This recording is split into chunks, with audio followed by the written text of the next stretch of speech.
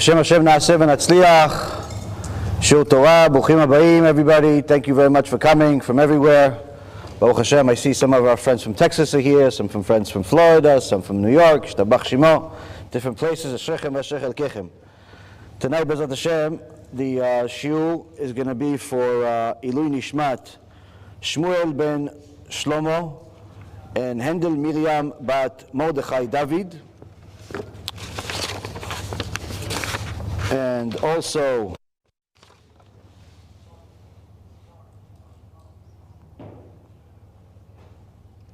for Ilui Nishmat of Moshe ben Chaim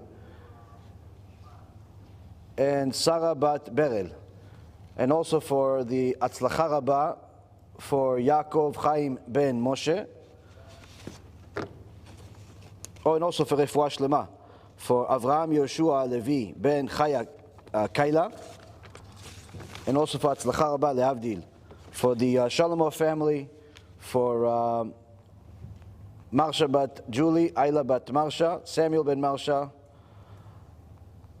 Cephas ben Marsha,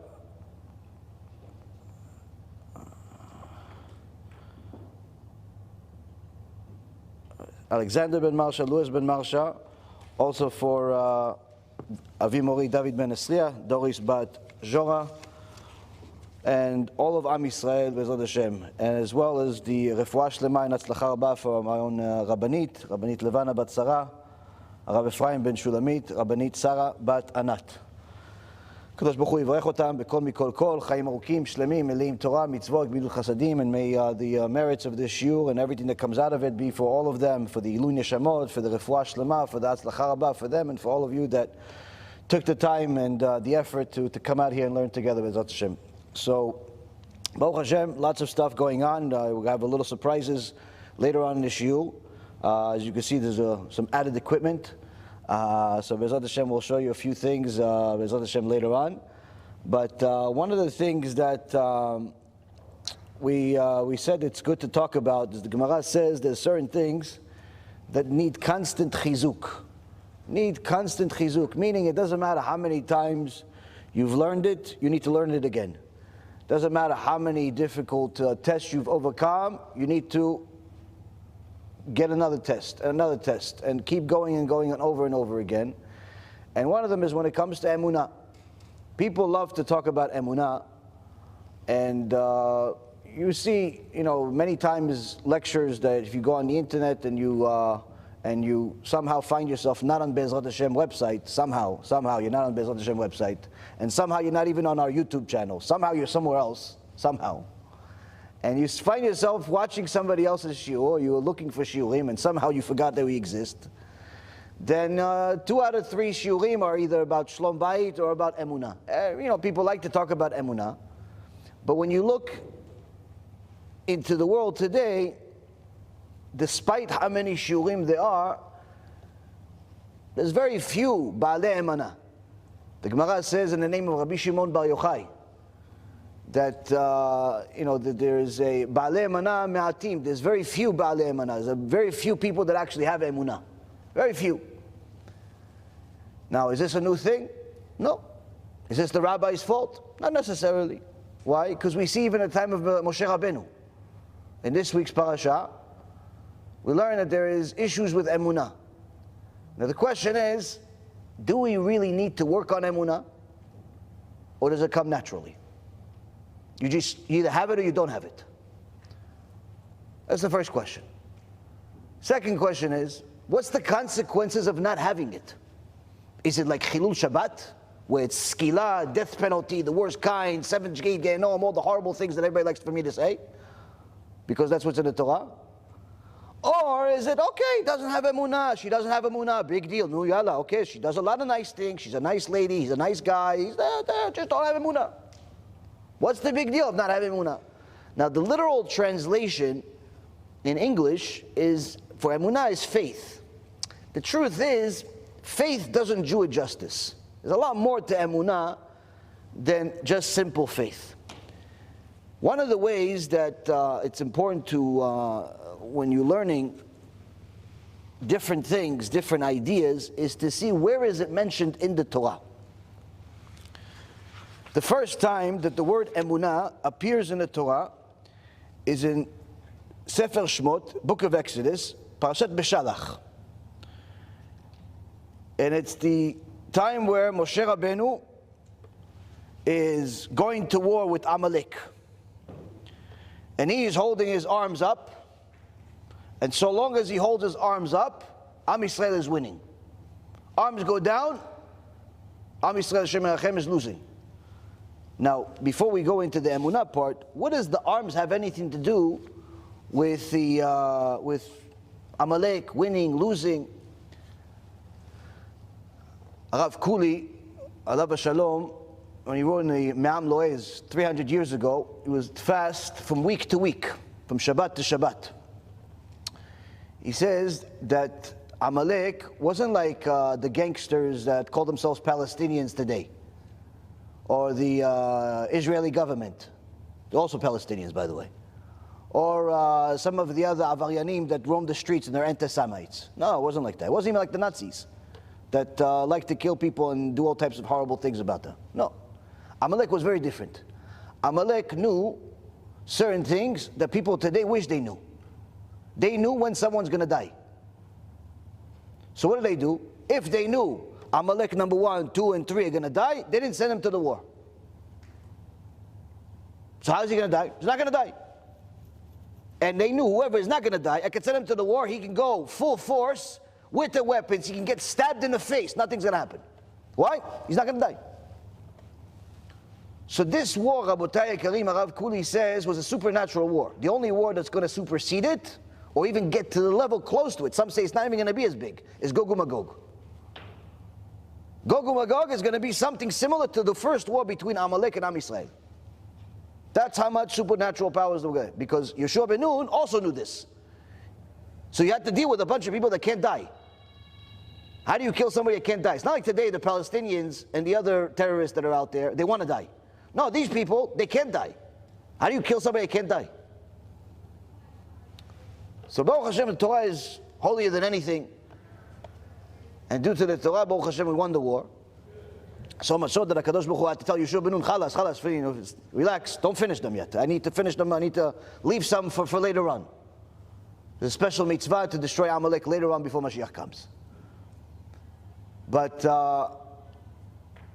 during this whole thing, this miracles depended on Moshe Rabbeinu, holding his arms up. And the Pasuk says, Vayadav Emunah ad bo hashamesh.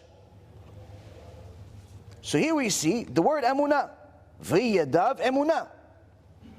Now this Emunah, his hands, his arms, have faith?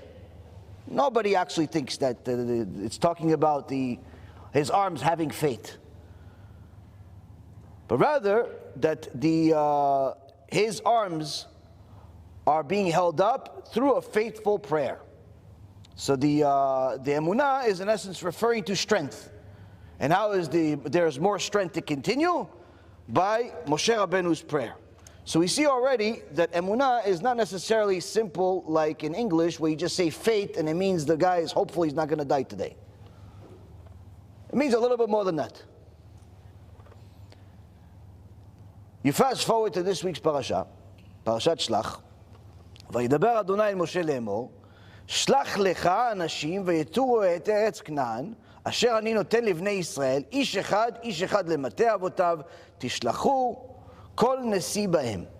Hashem spoke to Moshe, saying, send forth men, if you please, and let them spy out the land of Canaan, that I give to the children of Israel. 1 man, each for his father's tribe, shall you send, everyone a leader among them. So here we see that HaKadosh Baruch Hu that already promised Am Yisrael, not only this Dora De'ah, but even Avraham, Yitzhak, and Yaakov, that he's going to give them a fantastic land, a land of milk and honey, all the wonderful things in the world. He says, oh, you guys are still questioning things, you're not really sure what's there? Go ahead, go check it out. Now, did Hashem want them to go? No. So how come he said to Moshe Rabbeinu, Shlach lecha anashim? If you don't want them to go, say no, don't go. if you're in a business of doing business with somebody and you want to know what kind of merchandise this guy has, what do? You ask him questions. What kind of questions? Questions to see how confident he is in what he's saying.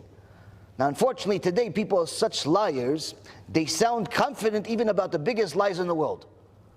Tell them, listen, I need a blue sky and a green sky on the same night. He's like, you got it. How many you want?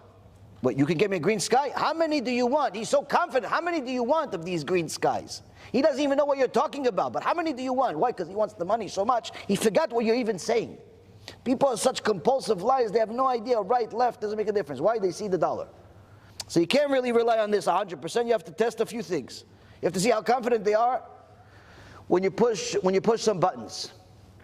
Because if somebody is really confident in what they say, then what's the problem asking some questions? If somebody is confident in their products, they say, go ahead, test it out. Get in, kick the tires a few times. Go ahead, go around the block. Chabad, enjoy. You're not worried about the guy testing out anything. You're not thinking that it's he's going to go into the car, it's going to break. You know it's good. But if you know it's a lemon, you say, listen, we're concerned, we don't really know you, the insurance policy just went up. How about this? We'll give you a $500 discount. You don't need to test it. Take it home. Trust me. One of those people. Trust me. Trust you until the dotted lines are signed, and then that trust somehow disappears. So HaKadosh Baruch Hu, he knows what kind of merchandise he has. He knows what Eretz Yisrael has. Am Yisrael doesn't know. And Am Yisrael, unfortunately, has a few Reshaim in them, some Erev Rav, that are causing people to question things. Are you sure that it's a good place? Are you positive that it's a good place? Maybe it's too hot. Maybe there are big enemies over there. Maybe we're not going to have any way to make money. Maybe the girls are ugly over there. Maybe the guys are really short. Maybe everybody has big noses. Maybe this, maybe that, all types of maybes. You know those types of people, you want to do something, finally you haven't done anything in your life, finally you want to do something. All of a sudden this person has all the doubts in the world about what you're doing. Who asked you, Bichlal? Did I ask you for your advice of whether I should buy this or I shouldn't buy this? Did I ask you if I should go or I shouldn't go? No, I'm just being your friend. Be my friend and be quiet. If I ask you, I'll squeeze you. Maybe I'll get something out of you. But if I didn't ask you, don't give me your opinion. But you know what? Sometimes people have to give you their opinion. Why? Because they like to live vicariously through other people's lives. They want everybody to do what they want to do. So here we have some Reshaim within Am Yisrael, Erev Rav. They don't want to go. Why don't they want to go? Because they have good jobs in the desert. They had good jobs in Egypt. Going to Eretz Yisrael, everybody goes at different places. Everybody gets, the income goes down. All of a sudden, I don't have to lead 7 million, 8 million, 10 million people. It's only, 50 people, small little keilah, sell the aliyot on Yom Kippur for $10,000 and Baruch HaShem. So they don't want to go. So they start putting doubts on everybody. But what can you do that people listen? And after they cause enough commotion, Hashem says to Moshe Rabbeinu, Shlach lecha. Go ahead, send them. But shlach lecha. What's shlach lecha? You can say shlach, say send. Why you send? Why can't you say, tell Yeshua ben Nun to send? Or just send. Shlach lecha kamucha. Send people like you, smart. Chacham, anashim chachamim. Why chacham? Chacham is an acronym for chatzi kos meleah. Half a cup full. People that are smart know how to find everything, at least the cup is half full. The cup is half full. People that are stupid, typically, they see everything empty. Now you can say, wait, I'm smart, but I'm also kind of negative too. Oh, so your negativity is kind of ruining your intellect. It's very important to look at things in a positive way. Now I'm not saying look at everything in a positive way. There are certain things that are outright negative. Gehenom is negative. There's nothing positive about it. No matter what anybody tells you. Nothing positive about Gehenom. For you, if you go there. If it's a Rasha that goes there, the Reshaim, yeah, it's positive for us that they're going over there. But in reality, there are certain things that are positive, there are certain things that are negative, there are certain things that, it depends how you look, perspective, which side you're standing on. But it's important when you're looking at different people that are in your life, that you encounter and so on, to try to find the good in everybody, not be very judgmental of everybody, even if they're not necessarily living up to your standards and everything. Of course, we're all judgmental. We all look people, in a certain way, and we judge, and we're also juries sometimes. But it's important for you, if the relationship is important to you, to look at the cup half full. If you look at the cup half full, you're going to get yourself a lot more benefits out of this relationship, not just from the relationship itself, but also from Shemaim. Sometimes people ask me, how do I know what Hashem thinks of me? How He's judging me? Did He forgive me already for all the crimes that I committed in the past? Or is He still kind of angry? Is He setting up like a special station for me in Gan Eden, or I'm delusional? Well, how do I know? Very simple. How do you judge people? When you look at this person, you never met them in your life, they have a black hat. Do you think of them in a positive way, negative way? She has a kisui rosh. Positive way, negative way. She covers her hair, but it's with a wig. Positive way, negative way. He went to shul, but he's 15 minutes late. Positive way, negative way. What, is everybody that's late to shul an evil person? Or it happens? Is everyone that failed a test stupid? Or it happens? Maybe he has some problems at home, maybe he forgot the information. How do you judge people? If you judge people in a negative way, everyone is stupid, everyone is bad, everyone's reshaim, that's what Shemaim, that's what He thinks of you. He's judging you the same exact way. But if you're looking at things, let me see what good can come out of it. Let me see, maybe, you know what, he failed the test. Perhaps there's some problems at home. Perhaps there's some problems at home. She's not looking so nice. She's kind of, I don't know, she just gave me that look and looks like she's angry at me. Maybe she doesn't feel well. He didn't pay on time. Maybe he has financial problems. Oh, he just talked back to me. Maybe he misunderstood what I said. You can't just judge people with the axe automatically. You have to look at the cup half full. Especially since when you look at the cup half full and you judge things favorably, then in Shemaim you also earn the same judgment for yourself. But if everybody's evil, you're in essence writing your own deen yourself.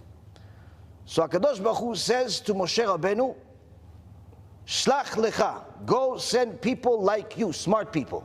Can't just be anybody. Can't just be people that are good at agriculture. Can't just be people that are good at speaking. Can't be just people that are rich. It has to be people that are smart.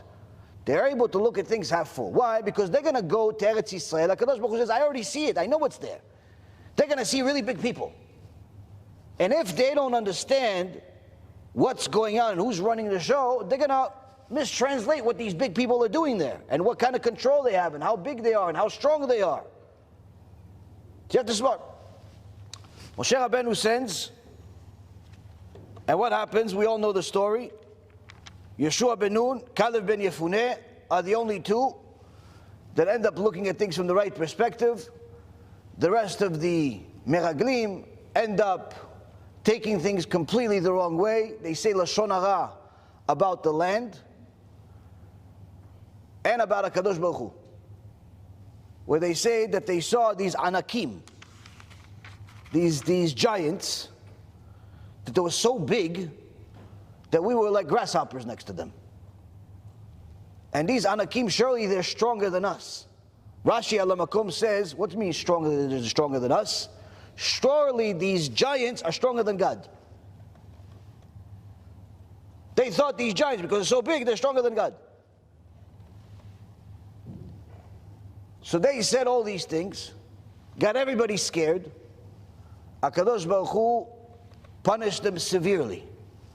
The Meraglim had a strange death. Their tongue came out, connected to their belly button, and they died a very unusual death, horrific death.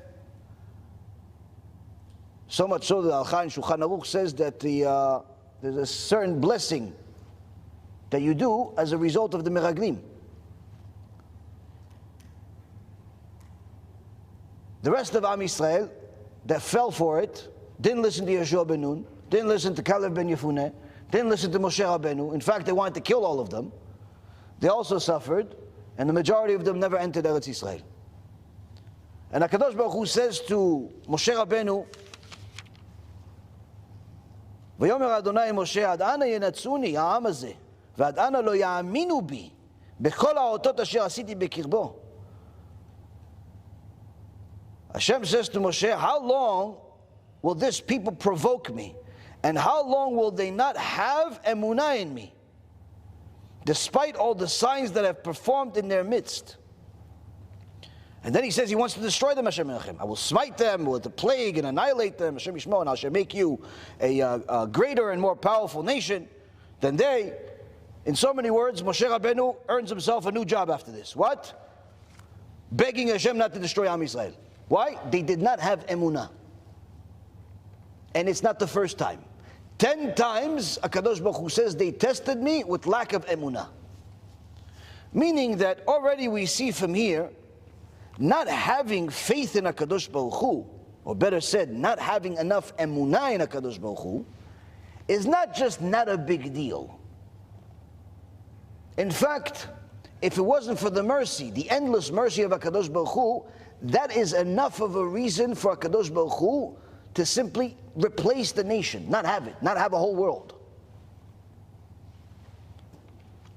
Now, was this Paskin La'alacha? Let's see. Rambam, Sefer HaMitzvot, first mitzvah. המצווה הראשונה היא ציווי אשר ציוונו להאמין האלוהות. First positive commandment is the commandment He commanded us to believe in the divinity. Emunah is a mitzvah from the Torah and is not a suggestion, it's not even a level to get to. It's basic minimum requirement of every single Jew. 12 years old for the little girls, 13 years old for the boys. At that age already, you're supposed to have emunah. Now, seems simple, but how come no, people even at the time of Dora De'ah didn't have it, if it was so simple? The Rambam says that you have to have emunah. It was commanded to us in the Torah. In fact, this mitzvah to believe in HaKadosh Baruch Hu as a positive commandment, if you look at the negative aspect, what is the negative aspect? The opposite, if you will.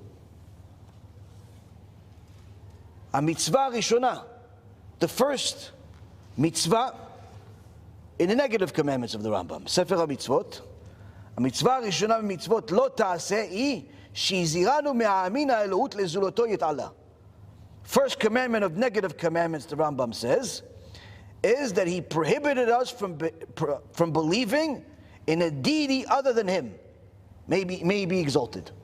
Meaning that on one hand, the positive commandment, the first one, we have to believe in HaKadosh Baruch Hu. On the other hand, on the negative side, if you don't believe in HaKadosh Baruch Hu, what does that mean? That means you believe in somebody else, meaning that there's no such thing as I don't have emunah, but I'm still okay. Because it's okay, I'm not fulfilling this positive commandment, but Hashem still loves me. No, everything's okay, right? I'm still going to heaven, right?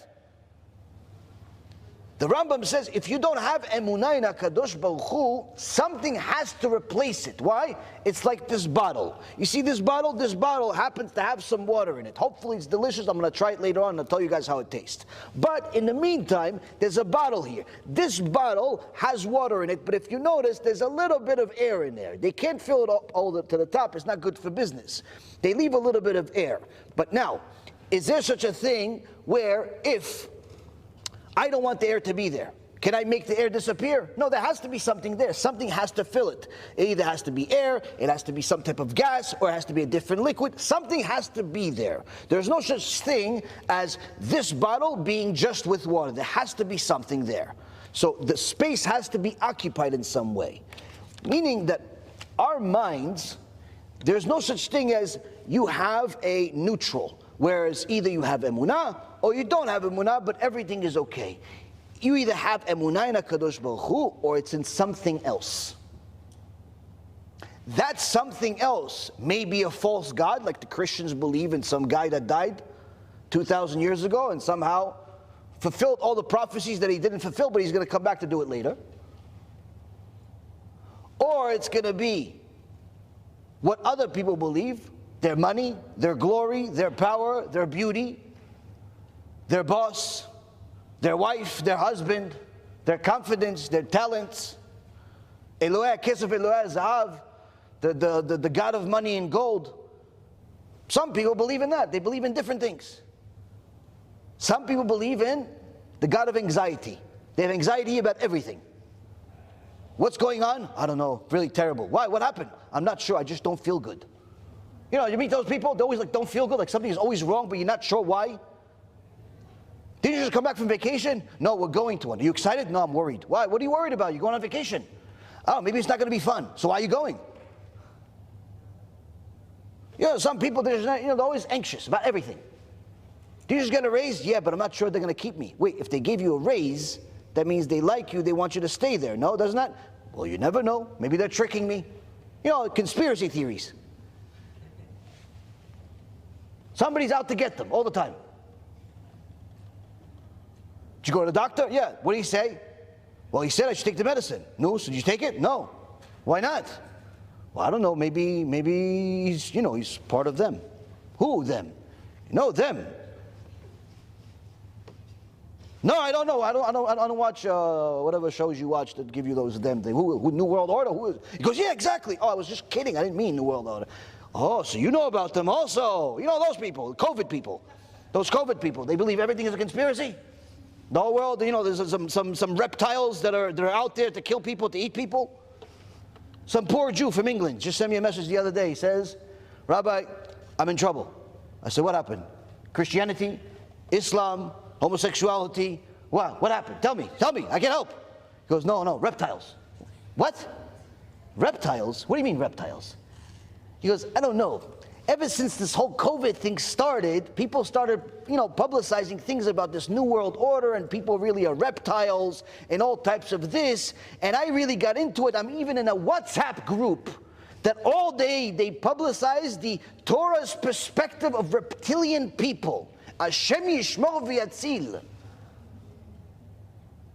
He's in a group, and now he has paranoia that everybody's a reptile. How do I fix this? A, leave the group. B, delete. C, learn real Torah. D, repeat A, B, and C over and over every day. But you have people that have become famous because they tell people all these conspiracy theories. How can somebody in this day and age build an entire reputation, whether in a Torah world or in a secular world, in a political world? People literally are building fortunes off of these conspiracy theories, the New World Order and that order and all types of things. And I've spoken about these topics in the past. I told you there are sources for some of these things in the Torah, but if you have emunah, you do not concern yourself with any of them. Those problems exist for people that don't have emunah. For people that don't have emunah, they should watch reptiles and crocodiles and Batman and Spider-Man and all that other stuff. Why? That's their only hope. Maybe Batman will save them. Maybe Spider-Man's going to come down and like rescue them. I don't know. But someone that has emunah does not deal with this nonsense. HaKadosh Baruch Hu Ribono Shel Olam Yishtabach Shimo. That's all you need to know. That's all you need to know. But what happens, Rabotai, when a person takes their mind and dips it in a bunch of garbage? They start developing anxieties. And therefore you have entire industries in and out of the Torah world, unfortunately, that are built off of taking advantage of people's anxiety.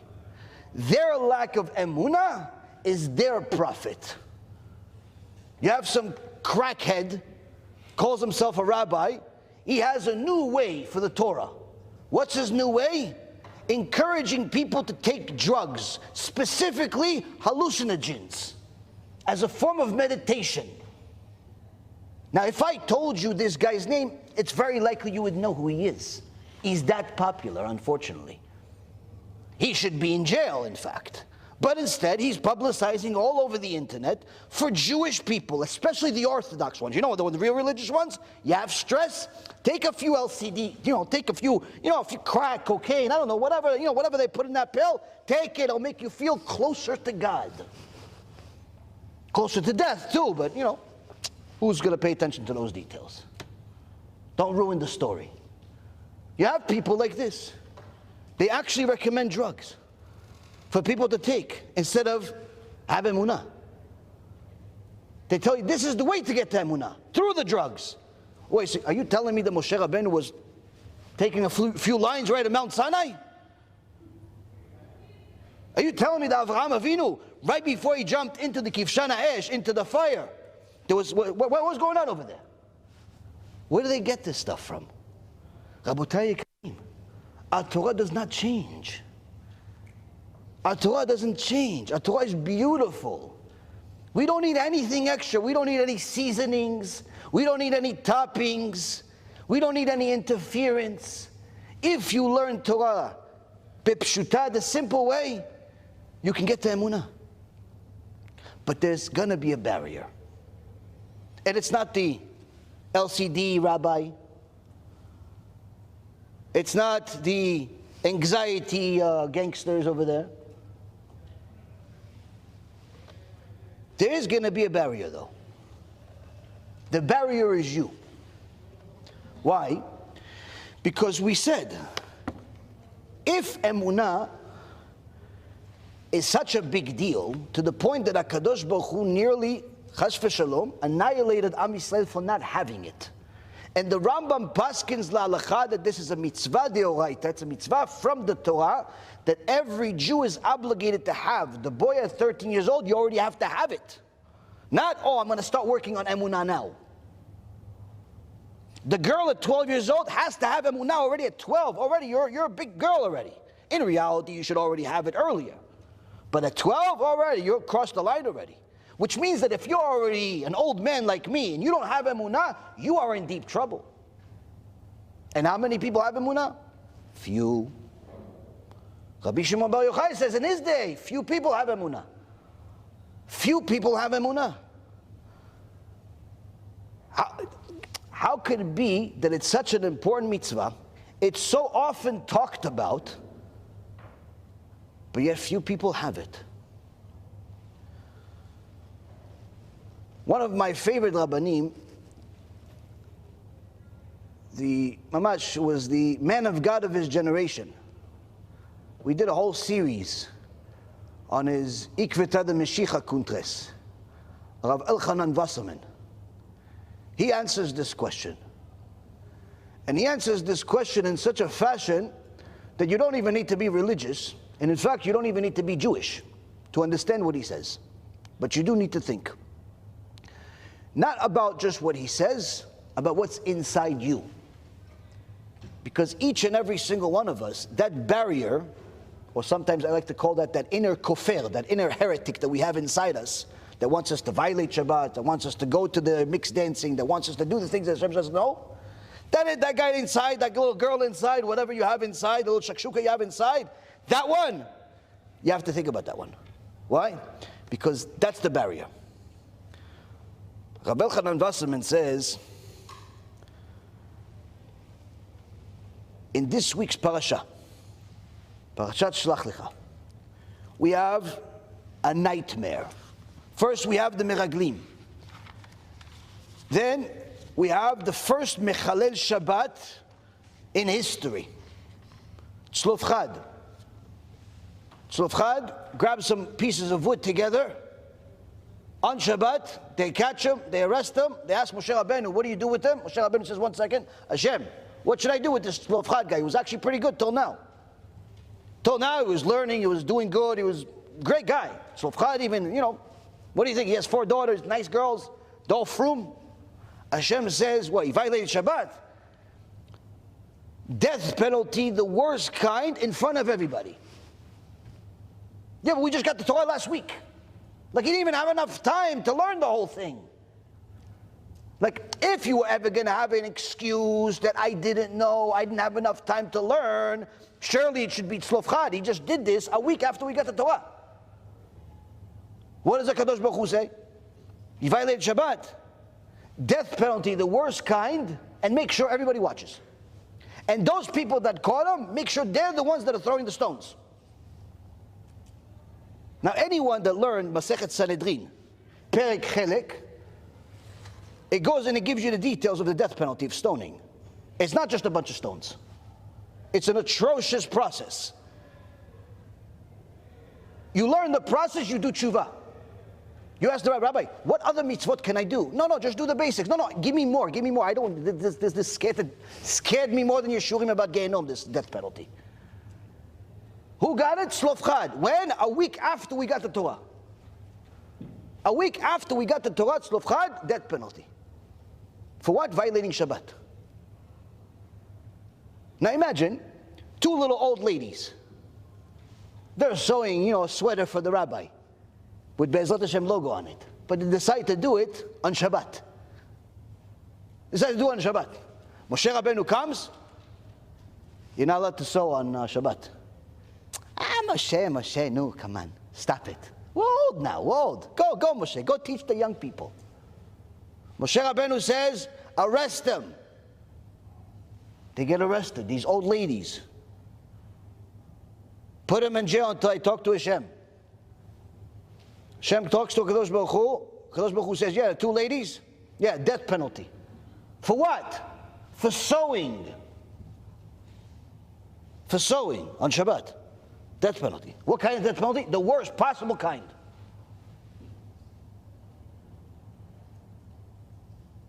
Two old ladies, two big people, two small people. Doesn't make a difference. Doesn't make a difference. Moshe Rabbeinu looked at Tzlofchad. This is a criminal. Why? Kadosh Baruch Hu said so.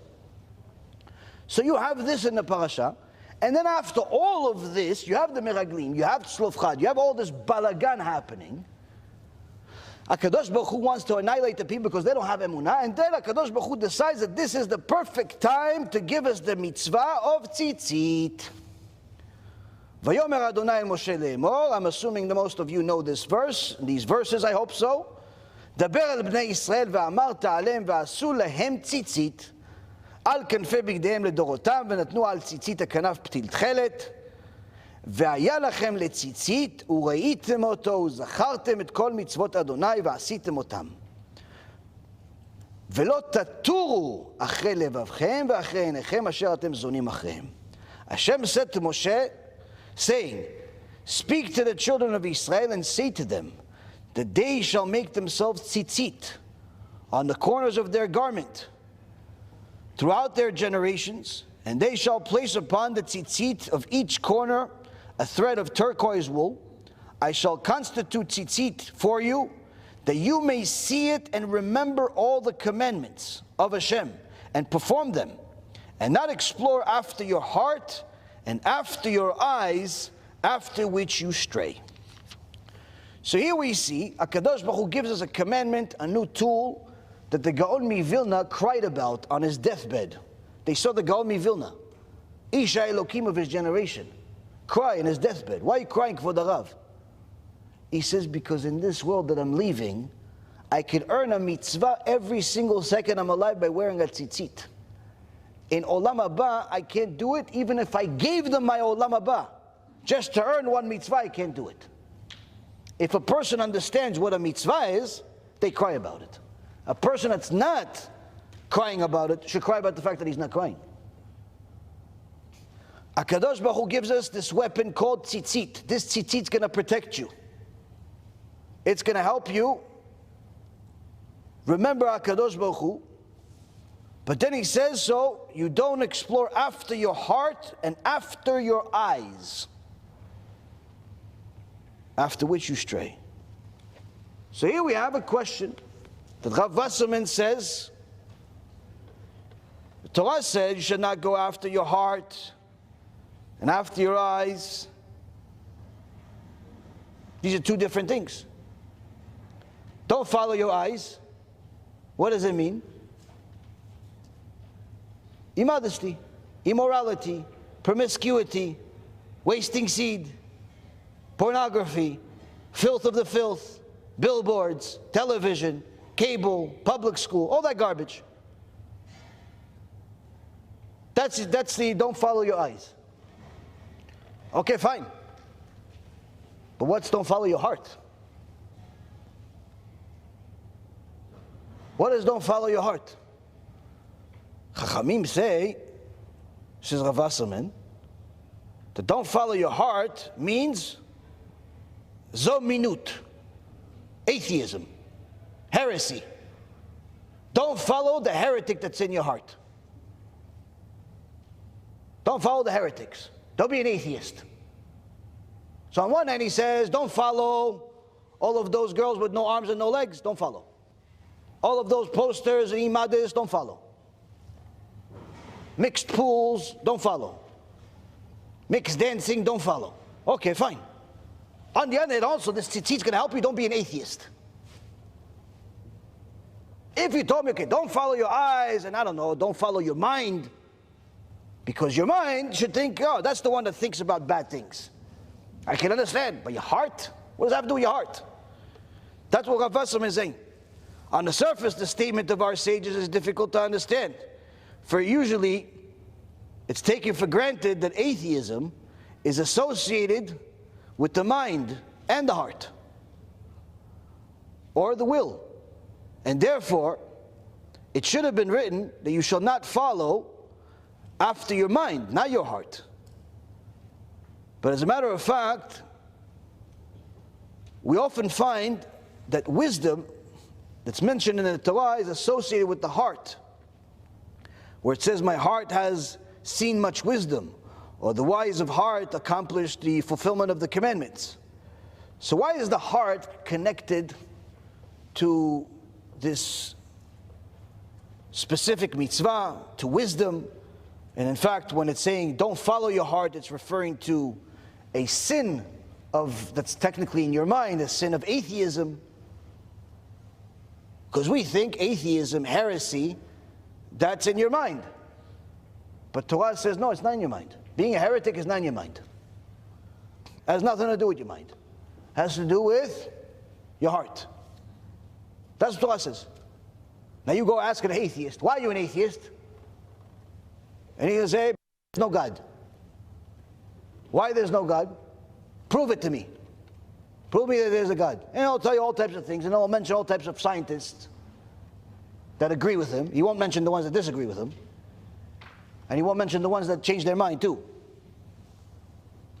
They used to be atheists, but now they're religious. And I'll tell you, prove. And that's, people think that the world came from nothing.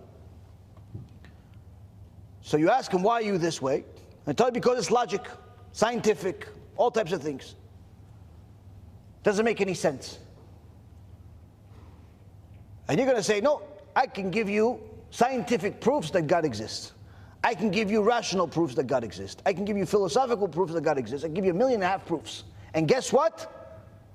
It's very likely none of them are going to help you. Why? Because your heresy has nothing to do with your mind. You're a heretic, you're an atheist, not because of logic. You're a heretic because of your heart. That's what Torah says. How could this be? That's what the Rav Wasserman asks. He brings the Rambam that we brought earlier. He says that the Rambam, the first mitzvah, says that a person has to have Emunah. And we can understand that this is a good thing to have, surely, but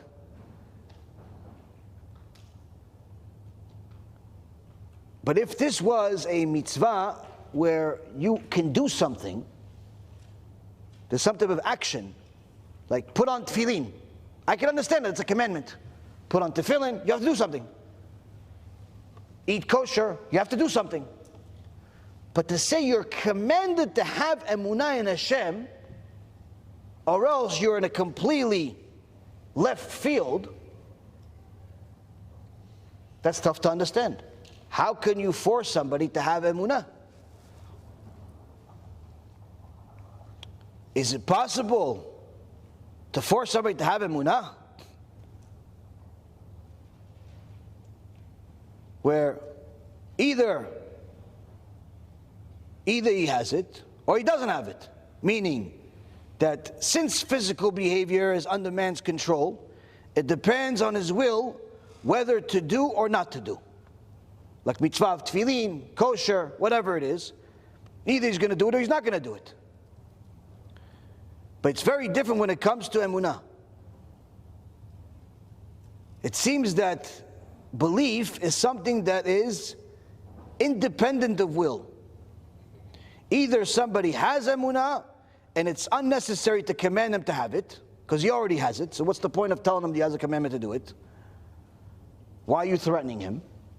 Or he's misken, he's an unfortunate soul that doesn't have emunah, and it's not within his power to get it, so why are you going to punish him for it? Either he has emunah, so why are you threatening him? It's like telling a guy, listen, if you don't come to the shiur, I'm going to kill you, and the guy's already in the shiur. He's here, what's the point? Or he's not there, and he can't be here because he's already in a different country. What's the point of threatening him? He can't do anything. That's the question. Emunah is not something, oh listen, have emunah, and you're going to have emunah. You better have emunah. Thank you. How can you command somebody to have emunah? And it's the first commandment, and everything relies on it. And if it's not emunah, it's avodah zarah, Hashem yishmor. If it's not emunah, it's avodah zarah. There's no neutral. Am Yisrael had emunah, everything was going good, we're at Mount Sinai. Didn't have emunah, miraglim, reshaim, Amalek, problems, near annihilation, all the worst things in the world. There's no like middle ground here. Emunah is not a soft subject. Here we see that the Chachamim are toiling with this and saying, wait a minute, how can you command somebody to have emunah? From the Torah, on the other hand, we see that the sin of heresy, the sin of atheism, is treated very strictly. More strictly than idol worship itself, where one who serves an idol is liable to a death penalty. But before the death sentence can be carried out, the accused must be judged before the court of law with witnesses and previous warning. The atheist, on the other hand, the heretic, they come under the law of complete debasement, meaning nothing they say is believed. Everything is not considered at all. At every time and place, no previous warning and no Sanhedrin are even needed before you kill them.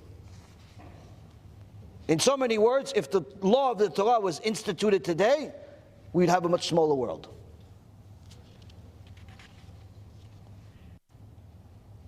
The same question can be asked in regards to idol worship. If someone believes in an idol and he's convinced so much so that he's willing to give his child for Molech. You know, the kids, there was an avodah zarah called Molech, the Baal. They used to take their kids and throw them and pass them by the fire. Shem Erachem. Give their kids as a sacrifice. So obviously this guy that believes in this idol, he has emunah in this false god. So why should you punish him for having such great faith in his false belief? HaKadosh Baruch Hu takes that type of false belief, whether it be idolatry or heresy, very seriously. Idolatry is horrible, so much so that HaKadosh Baruch Hu is mentioned as a jealous God only when it comes to idolatry. That's what the Rambam says. The entire Torah, anytime it mentions that HaShem is a jealous God that takes revenge, it has to do with jealousy. It has to do with idolatry. And the Rav Wasserman says, and heresy, atheism, is worse than idol worship.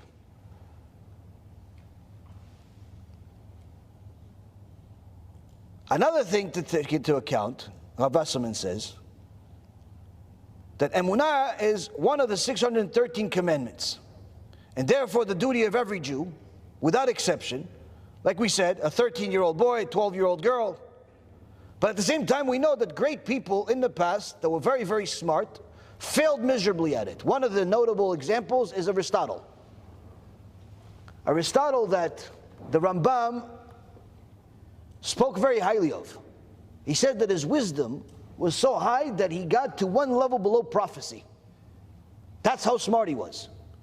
The Ramban, on the other hand, calls him tameh, calls him a filthy, stupid, idiot, and all types of other wonderful things. In his Igeret HaKodesh, it's wonderful to see the difference of opinion. And the Ramban was a Talmid of the Rambam. He was a big Chassid of the Rambam. But nonetheless, he disagreed with him on his opinion about Aristotle. He says an impure fool. But needless to say, if somebody smart as the Rambam, says that Aristotle was smart, we take that into account, obviously. And yet, the Rambam himself says that Aristotle failed when it came to Emunah, did not achieve Emunah. So if somebody as smart as this Aristotle is, this impure smart person, we'll combine both of their opinions, couldn't achieve Emunah, how does HaKadosh Baruch Hu command the 13-year-old Jewish kid, the 12-year-old Jewish girl, and their parents, and their friends, all to have Emunah? Or else, read this week's parasha. That's the question that needs to be answered.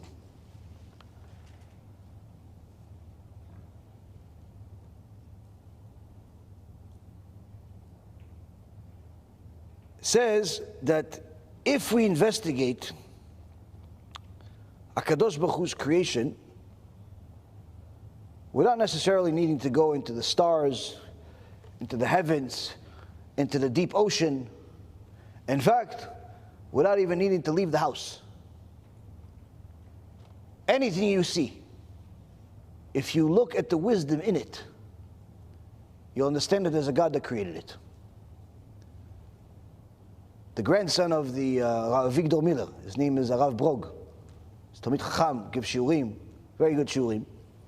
He says one time, he asked his grandfather, Rav Victor Miller, when he was young, because somebody asked him, can you prove to me that there's a God? What proof is there? And Rav Victor Miller says to him, the banana.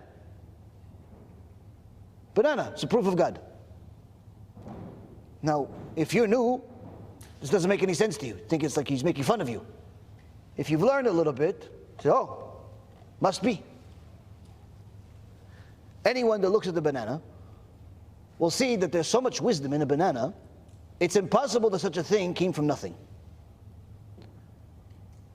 In fact, you don't even need a banana. Look in a mirror. That thing you see, that's you. Those two things, those two balloons you call eyes, go on the internet, investigate the science of the eye, and you'll see there's so much wisdom inside your eye, it is impossible that this little balloon that you call an eye came from some explosion or by itself or through a process of evolution or any such heretical theory that come up throughout the generations. But yet, every generation there's a new hero that comes up with a new theory that negates the previous theory that says that we all came from nothing. And this is not a new thing. This has already existed since the beginning of time.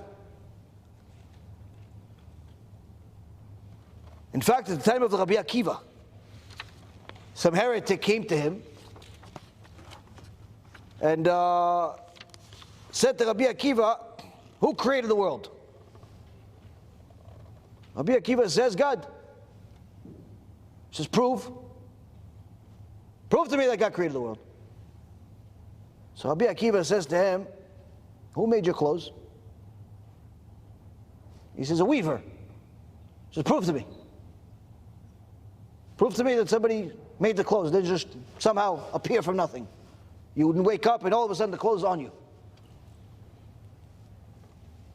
Rabbi Akiva says, Just as the garment is a witness to the weaver, the door is a witness to there's a carpenter, the house is a witness that there's a builder that built it, so does the world bear witness that God is the creator.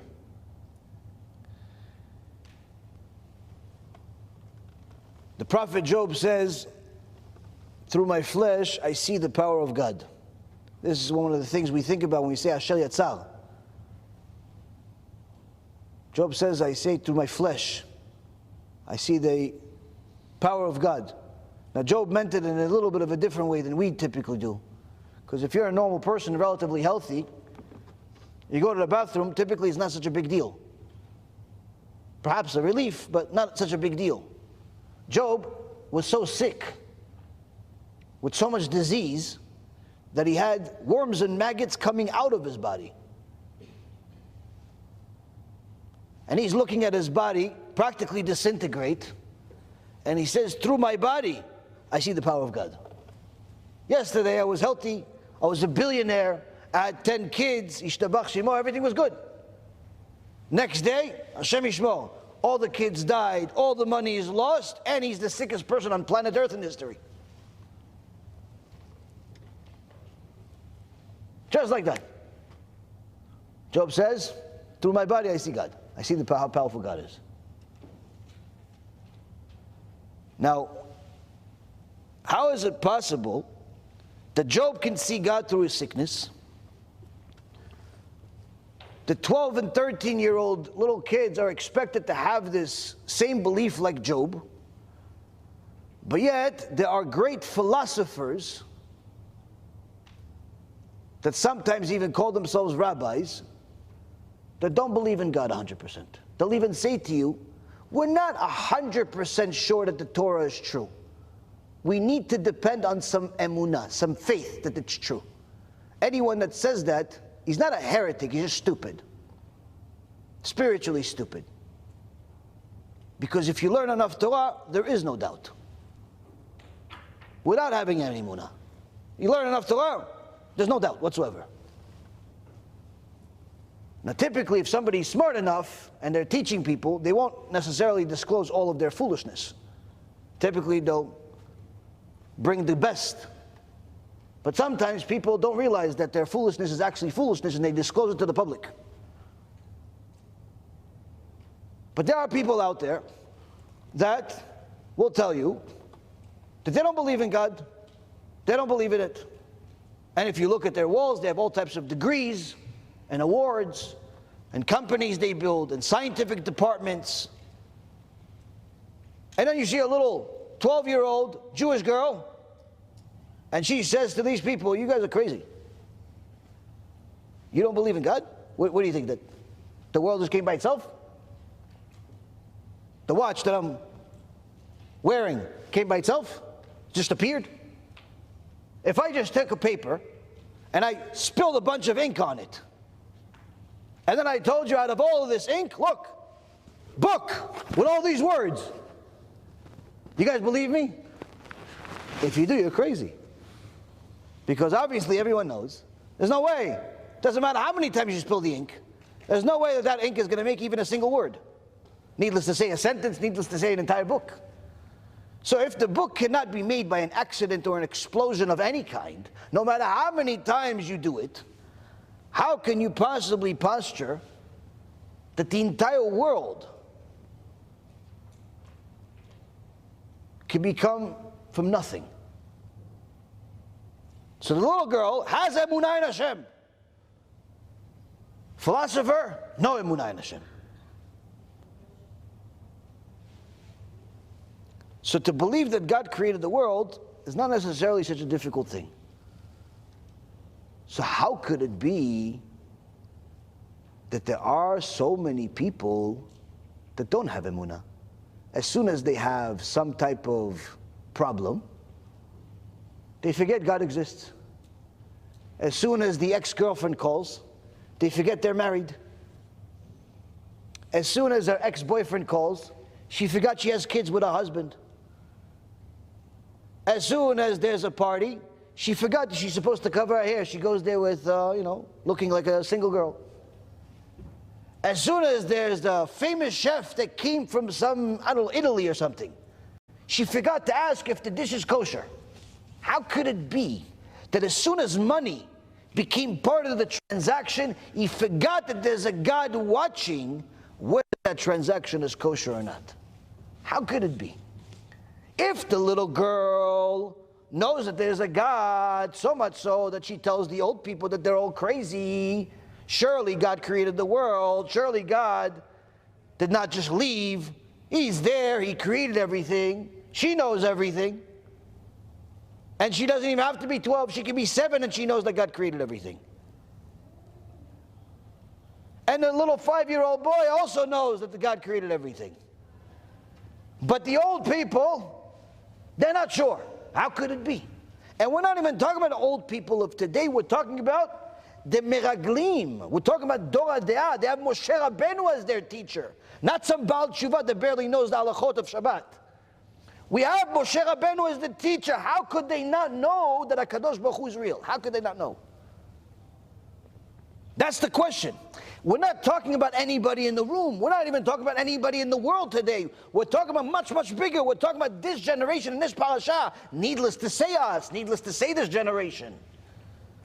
How could it be that these people that are called the generation of knowledge does not have emunah? So much so that HaKadosh Baruch Hu nearly annihilates all of them for not having it. Because He expects their 12-year-old little girls to have emunah. He expects the 13-year-old boys to have emunah.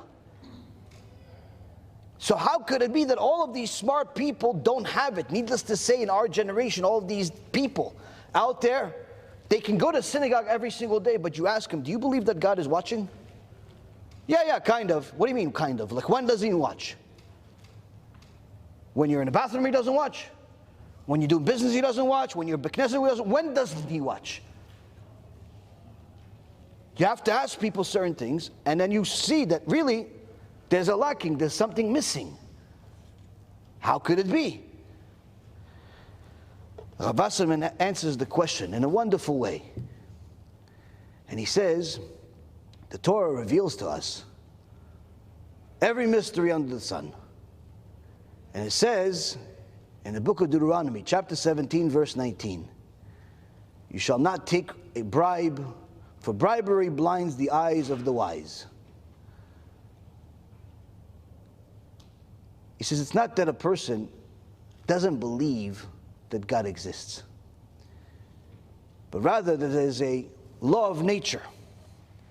A law of nature that HaKadosh Baruch Hu instilled into the world, no different than gravity and all of the other laws of nature that we have all heard of in science classes.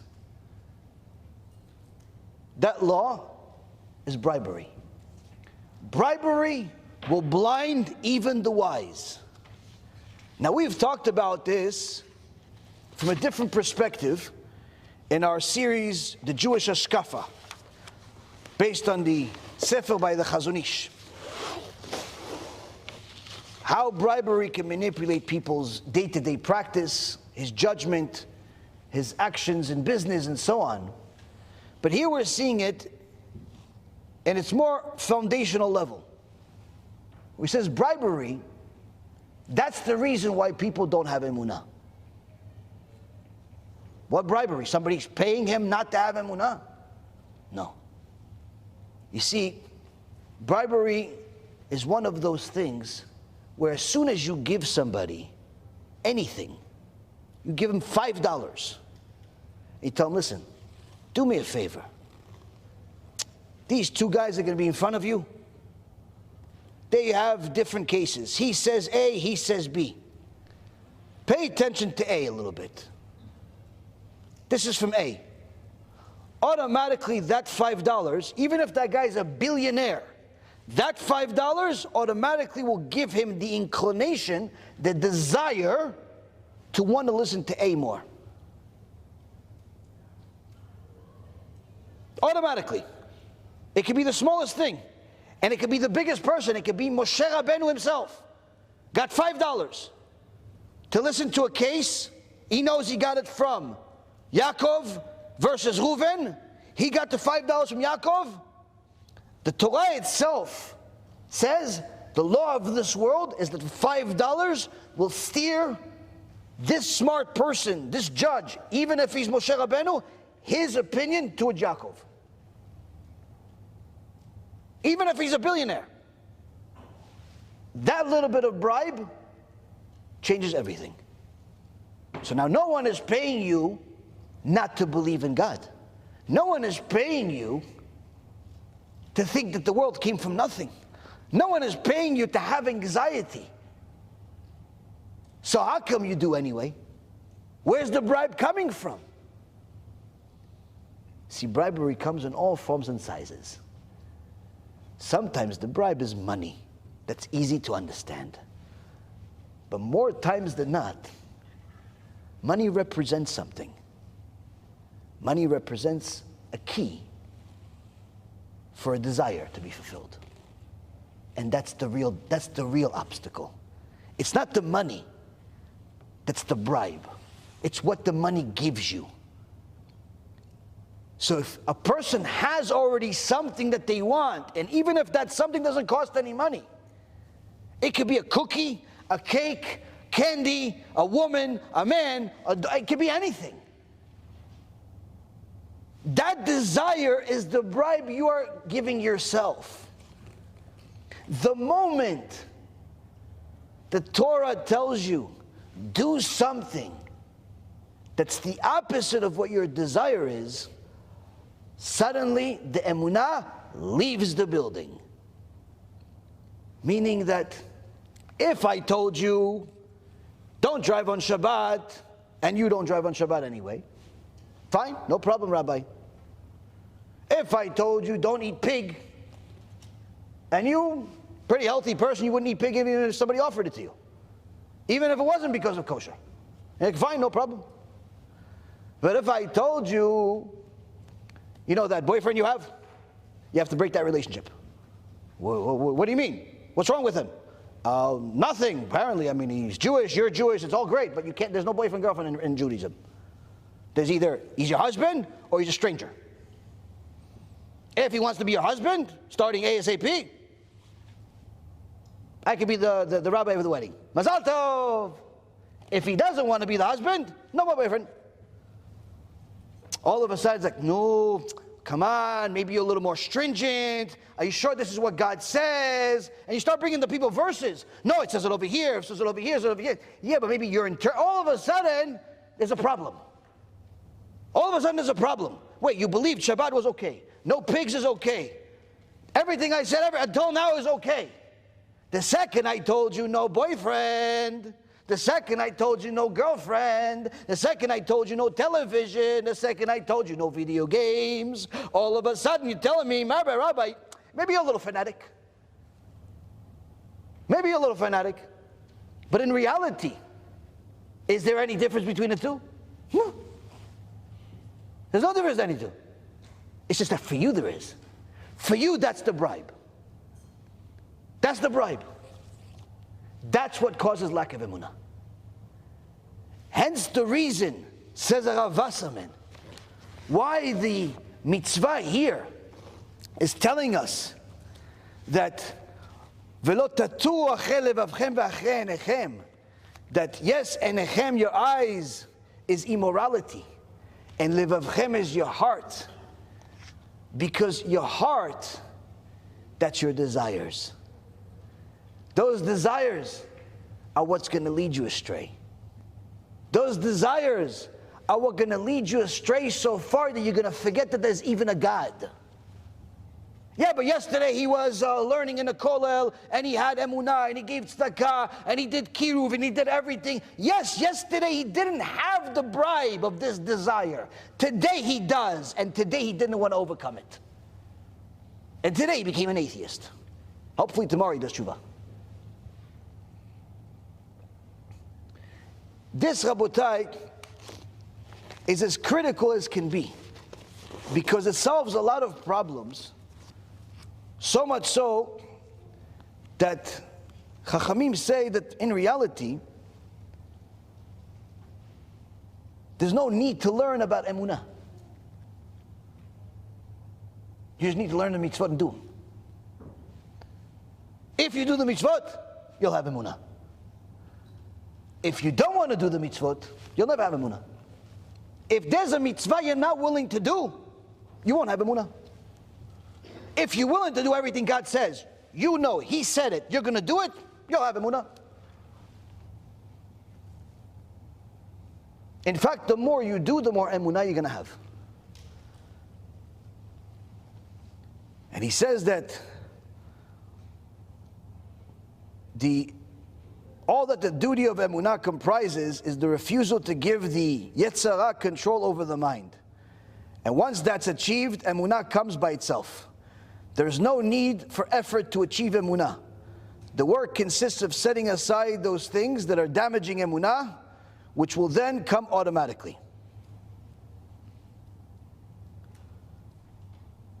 So where does the atheism and the heresy come from? The belief in idolatry, the belief in atheism, the belief in nothing comes from an addiction to desires. The Gemara in Masechet Sanhedrin says when Am Yisrael at the time of the Bet HaMikdash started worshiping idols. How can you worship an idol when there is a fire from heaven coming down in the image of a lion every day? No woman has a miscarriage. No fly ever entered the Bet HaMikdash. You know how much blood there was in the Bet HaMikdash? Go to your local butcher, any butcher. There's no such thing as no flies where there's meat, where there's blood. No fly ever entered the Bet HaMikdash. And there's blood baths every day. Literally, there are endless miracles. A fire from heaven in the image of a lion comes down and burns the sacrifices. I mean, can you imagine seeing such a thing? But yet people go to worship an idol? Some statue they bought at Chinatown? How could it be? Gemara says it's not the idol that they believe. No fool believes that they believed in the idol. Even though the idols were given powers of impurity to do things, to talk, to move, and so on. But that's not the reason why Am Yisrael went and worshipped idols. The Gemara says Am Yisrael wanted to go with the zonot. They wanted to go with the goyot. But they knew that so long that they keep going to Beit Knesset, the rabbi's going to keep saying, come on, you got to leave your girlfriend. You can't be with this goyah. Either convert her or that's it. Yalla, come on, what are you doing? You can't be with this girl. Chalas with this rabbi already, enough. How can I get this rabbi to stop coming? Kiddush, he has an idea. Become an idol worshiper. Next time the rabbi comes to my house, I'm going to show him Buddha. Hey, Rabbi, listen, I appreciate everything you did for me, but me, my new God, Buddha. He's fat and ugly. I believe in him. Yeah, I believe he created the world. Yeah, but didn't you just buy him from a store for $9.99? Yeah, but no. Don't let the facts interfere with my belief. Did he really believe in this Buddha? Ma pitom. He was a smart guy. How could he worship this idol? He didn't worship the idol. He worshiped the zonah. He worshiped all the desires that he has. That's what he wanted, but he had to get the rabbi to stop coming. Rabbi, stop sending me text messages. How could I get the rabbi to stop sending text messages? I'm going to tell him I converted to Christianity. Guess what? The rabbi will stop sending text messages. Meaning what? Atheism, heresy, idolatry does not come from the mind. It comes from the heart. A desire to do what is wrong. A desire to do what the Torah prohibits. There are billions of people that call themselves religious based on a belief on what the Torah prohibits. You believe in a middleman. You believe in a man God. You believe in a Trinity. These are all things that are prohibited by the Torah. But anyone that read even the literal translation of the Old Testament, the Torah, but yet you ask the average Christian, how can you consider yourself religious? They're going to give you all types of explanations that they heard from some lecture from somebody on somewhere and something. In reality, You dig down into their life, and you see how this belief somehow justifies their sinful behavior. This belief in this guy allows me to do A, B, C, D, E, F, G. Wait a minute, you said you believe in the guy in the Torah and the Old Testament, New Testament, all that stuff, fine. So can you explain to me, Mr. Christian, you believe in the 10 Commandments? Yes. 4th commandment says Shabbat. Do you keep Shabbat? Do you know how to keep Shabbat? Do you keep Shabbat in a cage? Do you keep Shabbat as a picture? What do you do with Shabbat? How do you explain that? Who decided to make you God and turn Shabbat into Sunday? And then you little by little realize that they don't have anything to stand on. They never thought about it. Why didn't they think about it? 2.5 billion of them. Why didn't they think about it? Because it allows them to live a sinful life. It allows them to be promiscuous. It allows them to do whatever they want in business. It allows them to murder whoever they don't like. It allows them to make laws that doesn't agree with rational sense. It allows them to do whatever they want. So why not believe it? Does it prohibit anything? No. You say, no, but some of them don't do certain things, but in reality, the majority of them do everything. And as soon as they do something wrong, throw a few Hail Marys, score a few touchdowns, and you're good as new. You're as good as new. So what happens? The belief is not coming from the mind. It's coming from the heart. Because that heart wants to fulfill all types of desires. And that belief matches those desires. It matches. I want to do everything that I want. Oh, okay, you can believe in this. You can believe in this and call yourself religious too. On the other hand, if you believe in the Torah, and the Orthodox Torah, the real Torah, not the Reformed Torah, or the conservative Torah, or the open Torah, or the this Torah, not all the offshoots. Real Torah. It says a bunch of things are not allowed. And a bunch of things are allowed, but in a certain way. And you're prohibited from doing certain things, and you are obligated to do certain things. But either way, always know, most important, first mitzvah, believe that God is watching everything. But not just with belief, with knowledge that God actually watches everything, because that knowledge will influence your actions. Oh, this is too tough. Is there something easier? Yes, there's a bunch of other religions. Go pick one. There's the idol A, idol B, idol C, idol 4, all the idols out there. There's a whole Walmart of idols. You want to go to idol worship? Everything else is available. Truth? Only one. That's what we say in Aleinu L'Shabeach. Aleinu L'Shabeach at the end of every prayer, Shachrit, Mincha, Arvit, we say, we are looking forward to the day that HaKadosh Baruch Hu will eliminate all of this dung that comes from idolatry. What's dung? That's what HaKadosh Baruch Hu calls idolatry, dung. Feces, fecal matter. The word that I can't say because it's vulgar. That's what HaKadosh Baruch Hu calls idol worship. That's what we say in Aleinu L'Shabeach. We are looking forward to HaKadosh Baruch Hu, second paragraph. We are looking forward for HaKadosh Baruch Hu to remove this dung from the world. That's what we're looking forward to. What is it? Everything else but HaKadosh Baruch Hu.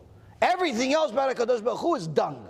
Everything else but HaKadosh Baruch Hu is filth. Everything else but HaKadosh Baruch Hu is idol worship. Everything. Or it's heresy, which is even worse. So now, Rabotai Karim, how does this look like in real life? We have a pasuk in Tehillim number 92, chapter 3. Famous pasuk, Mizmor LeShabbat. Mizmor Shir Liyom Shabbat, Tov Leodot LaAdonai, ולזמר לשמך עליון, It's a song for Shabbat, good to thank HaShem, to sing a song for you for your exaltedness. But then it says, להגיד בבוקר חסדך ואמונתך בלילות. Say, to relate, to say your kindness in the morning, singular, בבוקר, and your faith in the nights. ואמונתך. Your emuna at nights, plural. So Chachamim ask, okay, where does this come from? We see David HaMelech wrote it, but he didn't write it. Who wrote it? Adam HaRishon. The Midrash Rabbah, Sefer Vayikra,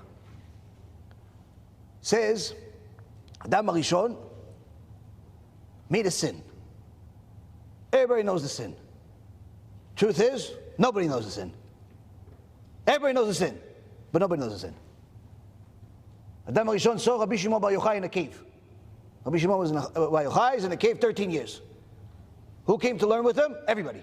Moshe Rabbeinu, Eliyahu Navi, Adam HaRishon, everybody came. Before Rabbi Shimon Bar Yochai publicized the Zohar, Adam HaRishon came to him. Says, don't tell anybody about what really happened in Gan Eden. It's really embarrassing for me. Let them think what they want to think about the Eitz Hadat and they ate from the tree and that it's simple as that I just couldn't hold myself. In reality, if you look at the Zohar Kadosh doesn't even say that he ate from the Eitz Hadat. What does it say?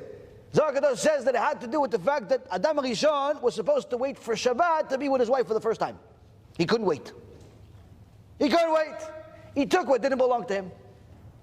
It belonged to you, but not today, on Shabbat. He couldn't wait. That's the sin. But some people say it's something else. Either way, in reality, no one knows. No one knows. Because no one has the capability of understanding the significance of Adam HaRishon. How holy he was. How extraordinary he was. Adam HaRishon made a sin. But then, who made a bigger sin? Adam HaRishon or his son Cain? Cain made a bigger sin. Cain sees Hevel, bring a korban to HaKadosh Baruch Hu. HaKadosh Baruch Hu takes it. Cain brings all of his junk, all the leftover fruits. Hey, go ahead, Hashem, go ahead. Take. What, you hungry? I'll give you some fruits. Hashem says, give that to your mother, don't give it to me. What do I need this? I'm not going to take this korban. He doesn't take it. No, why? Why aren't you taking my korban? He says, what, I'm hungry. I need your korban. So he gets jealous. He's upset. Starts noticing that his brother has a better situation than him. Not just between him and God. His brother has 2 wives. He has only 1. They were married to their twins. Hevel was born with 2 sisters, twins, so triplets. Cain was married to his twin sister. At that time it was allowed because it's to populate the world. There was nobody else. There was no Moroccans and Sephardis and Ashkenazim. There's nothing like that. And still there's fighting. Still there's fighting. 1 keilah, still there's fighting. 1 keilah, 5 people, 2 bet knesets. Shtabach shimolad. So, what do you see? Cain sees Hevel, he's got 2 wives. He doesn't like it. Well, he kills him.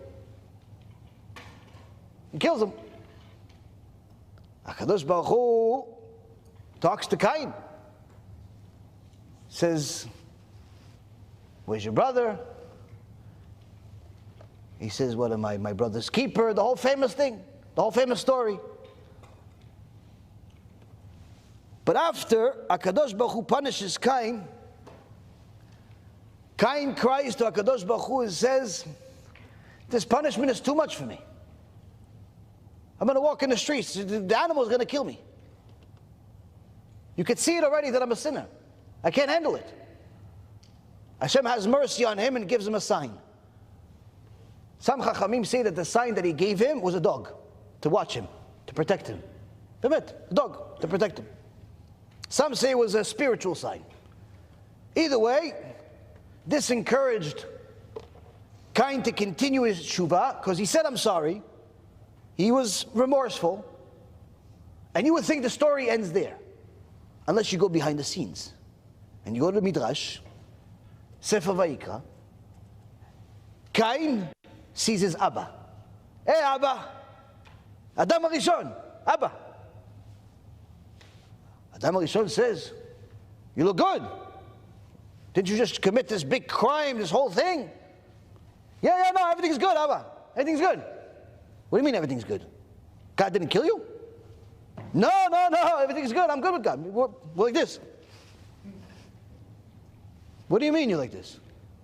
Abba, tell you a secret. Chidush. I did tshuva. Adam HaRishon says, what? What's tshuva? He tells him, I said I'm sorry. I won't do it again. Adam HaRishon in his wisdom was able to see what this actually means. Because Adam HaRishon had wisdom we can't even understand. He would look at an animal and know its essence and give it a name. He named all the animals. He named all the creatures. He saw that the horse likes to run into a war. So he called it sus. Because that's what it actually means. Sus is to run into a war. He likes to fight. Every animal was named in the holy language based on its essence. So as soon as Adam HaRishon understood what this tshuva means, he was so happy, he was so elated. He said, this is unbelievable, this is a miracle. Tshuva is a miracle. Why? It's supernatural, it doesn't make any sense. You could make all the crimes in the world, and HaKadosh Baruch Hu is going to forgive you if you say, I'm sorry, and you commit to not doing it again. And you can, in essence, start all over. So much so that if you're really serious with your tshuva, your intentional sins can turn into accidental, the punishment is lessened, and if you're even more committed and more serious, your intentional sins, that says the Gemara Masechet Yoma, page 86a, your intentional sins can turn into mitzvot even. That's what tshuva is. You can not only rob the bank, but HaKadosh Baruch Hu says, are you sorry?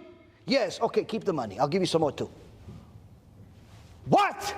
You get a reward for doing tshuva, you're a criminal, you made the crime, you benefited from the crime, but then you said, I'm sorry, I won't do it again. Bubale, come, mommy, come, I'll give you a present. That's tshuva. Adam HaRishon says this is unbelievable.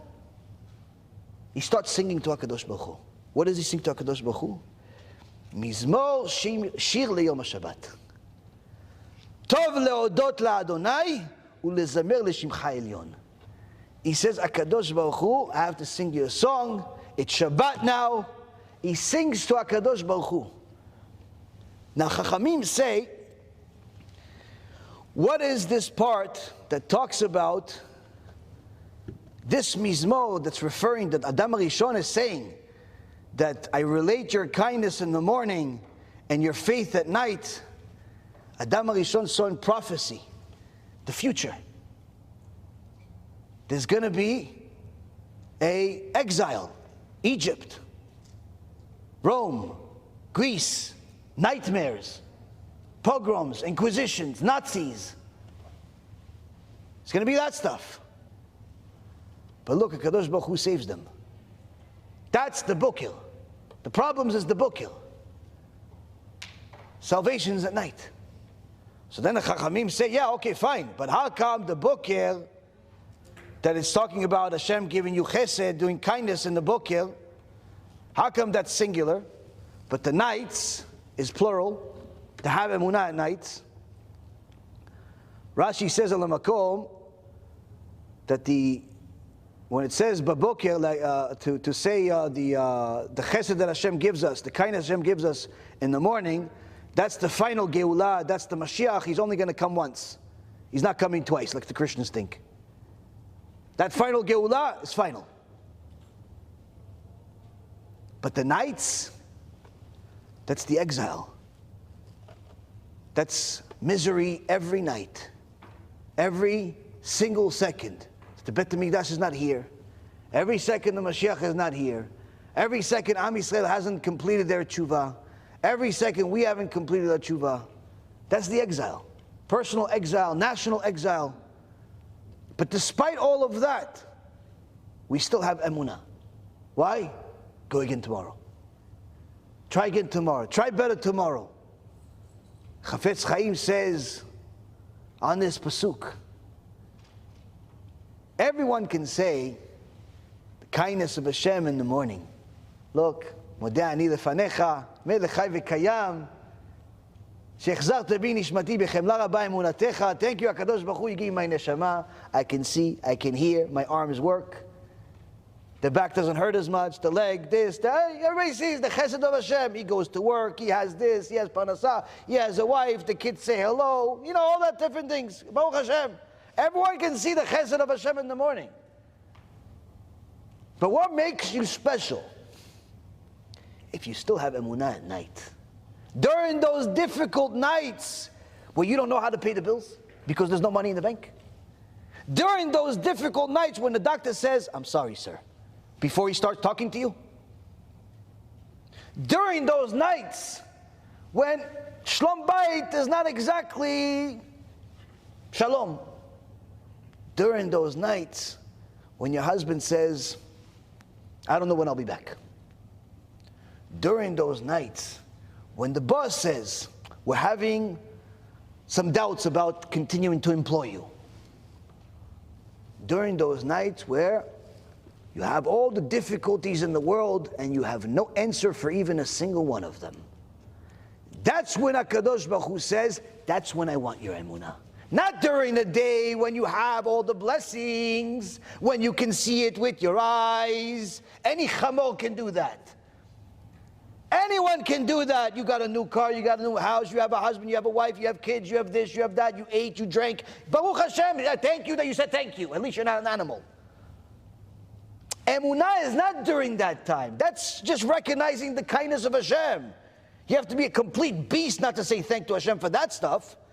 The emunah that HaKadosh Baruch Hu is requiring of us is during those nights. During those difficulties where you have no idea how this problem is going to be solved. That's what Hashem says, that's when I want you. To say, Hashem, I know you're watching. I know you're watching. I know you're with me. I have no idea how I'm going to open up the school. I have no idea how I'm going to finish this week. I have no idea if I'll survive till tomorrow. I have no idea if I'll ever get married. I have no idea about anything, right, left, middle, nothing. But I know you're with me, and I love you for it. I know you're hugging me right now. I know it. No one can change that. You are with me, Hashem. They're making fun of me. Baruch Hashem. Why? Hashem is watching too. We're both watching. Look, oh, look at that. They're making fun of me. It actually is kind of funny what they said. It is kind of funny what they said. If it wasn't about me, I was laughing with them. I know you're with me. HaKadosh Baruch Hu, I know you're with me. That's what the Chafetz Chaim says. During those nights, why? Because the difficulties is nights. It's a lot. B'siyata dishmaya, I thought the Chidush about the same thing to add to what the Chachamim already said.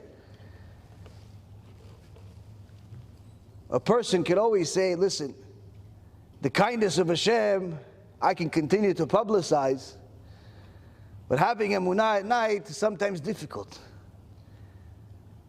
I thought b'siyata dishmaya that if you really truly publicize HaKadosh Baruch Hu's kindness every day, by sharing His Torah, by publicizing Torah, by doing kiruv, by helping people get closer to Hashem, by trying to get other people to come pray, to come learn.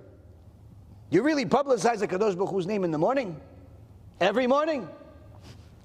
That in itself will give you emunah at night, during those difficult times. Now, at the time of the Holocaust, many people questioned, where was God during the Holocaust? But not the people that were in the Holocaust. The people that weren't in the Holocaust asked that question. Because many of the people that were in the Holocaust, they knew exactly where God was. They knew exactly what God was. The ones that ask that question typically are people that are addicted to some form of desire or another. And therefore, that desire serves as their bribe that does not allow them to see the truth of what it is. That not only was God there during the Holocaust, but He's the one that did it. Because that's what He said He will do. In the Torah, multiple times. When we forsake Him, when we intermarry, when we are dishonest in business, and so on and so forth.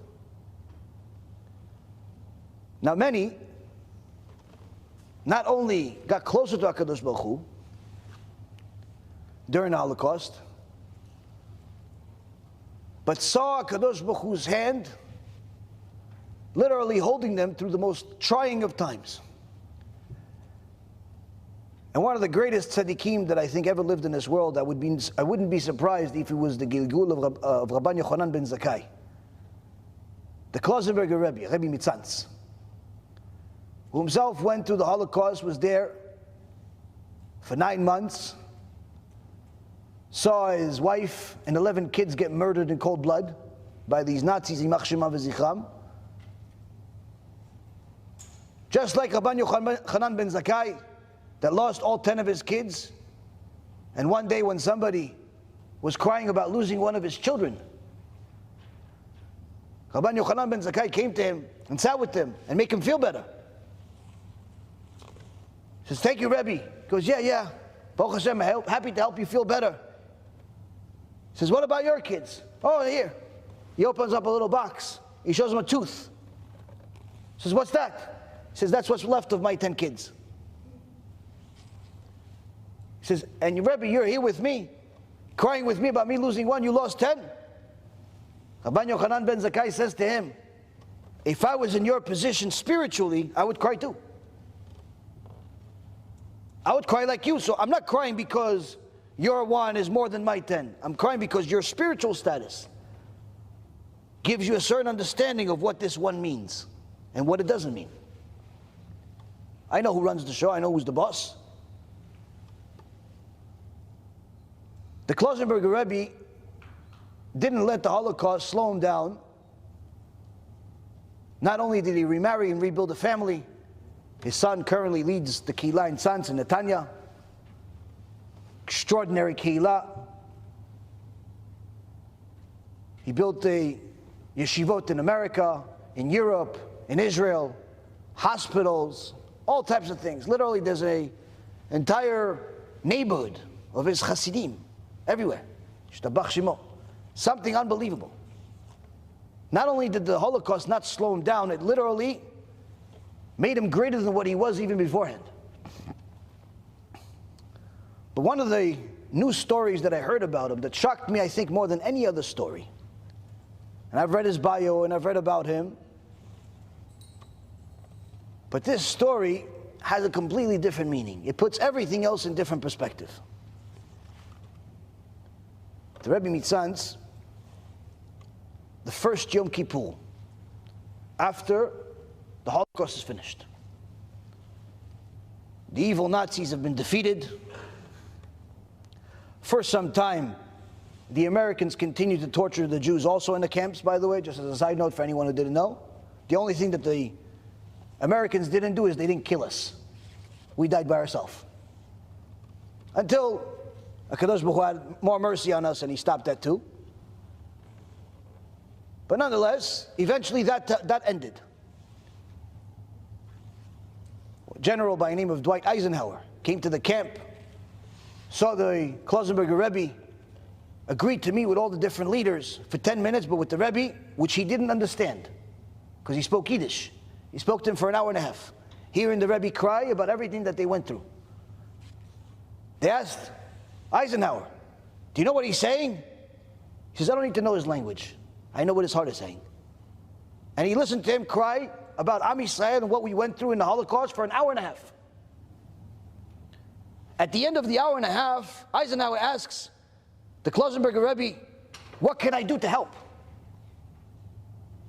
And he says, "Mr. President, what you can do," he goes, no, "I'm not the president. I'm not the president. And I don't even want to be the president." The Klosenberger Rebbe says to him, you're going to be the president whether you like it or you don't like it. Everybody left until it came true. And while he was president, he said many times, he owes his presidency to the Rebbe Mitzans, the Klosenberger Rebbe. Now, this is the same type of story that Rabban Yochanan ben Zakkai had with the Caesar, Vespasian, before he became the Caesar, before he became the leader. But I'm not sure if this next part of the story was part of Rabban Yochanan ben Zakkai's. The first Yom Kippur that the Klosenberger Rebbe was able to pray like a regular person, people came to pray with him, and he's the Chazan. Anyone that had the merit to listen to his prayers, we have one of his prayers on our website and channels. Simply, if you don't cry, you should check your pulse. And it's a regular prayer on a Tuesday. It's not Yom Kippur. Yom Kippur, he prayed. And he starts the Kol Nidre. And he starts the Vidui.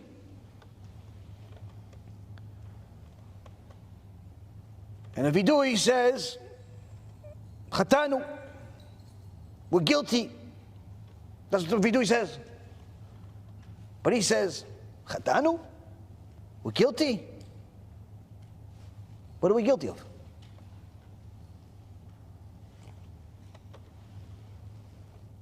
What did we do during the Holocaust? What could we do? Gazalnu. We stole. What could we possibly steal in a concentration camp? What was there to steal? Oh, yes, yes, he says. And this is all with tears, crying. Yes, yes. One time, one night, I came and after they worked me for several days without sleep or eating or anything, and I finally got to the barracks, I collapsed from exhaustion, but my skin got caught up between two wooden planks and ripped. So I started crying from the pain and agony, and it woke up my sleep buddy. Yeah, so I stole his sleep. You're right, HaShem, I did steal, yes. And then he says, Dibarnu Dofi. When did we speak Lashon Hara? In the concentration camps. Who had energy to speak Bichlal? Who can possibly speak? Latznu. We scoffed, we joked around. How can you joke around in the valley of death? And this is what he did with every single word in the Vidui. Talking to HaKadosh Baruch Hu, defending Am Yisrael that's praying with him, all Holocaust survivors.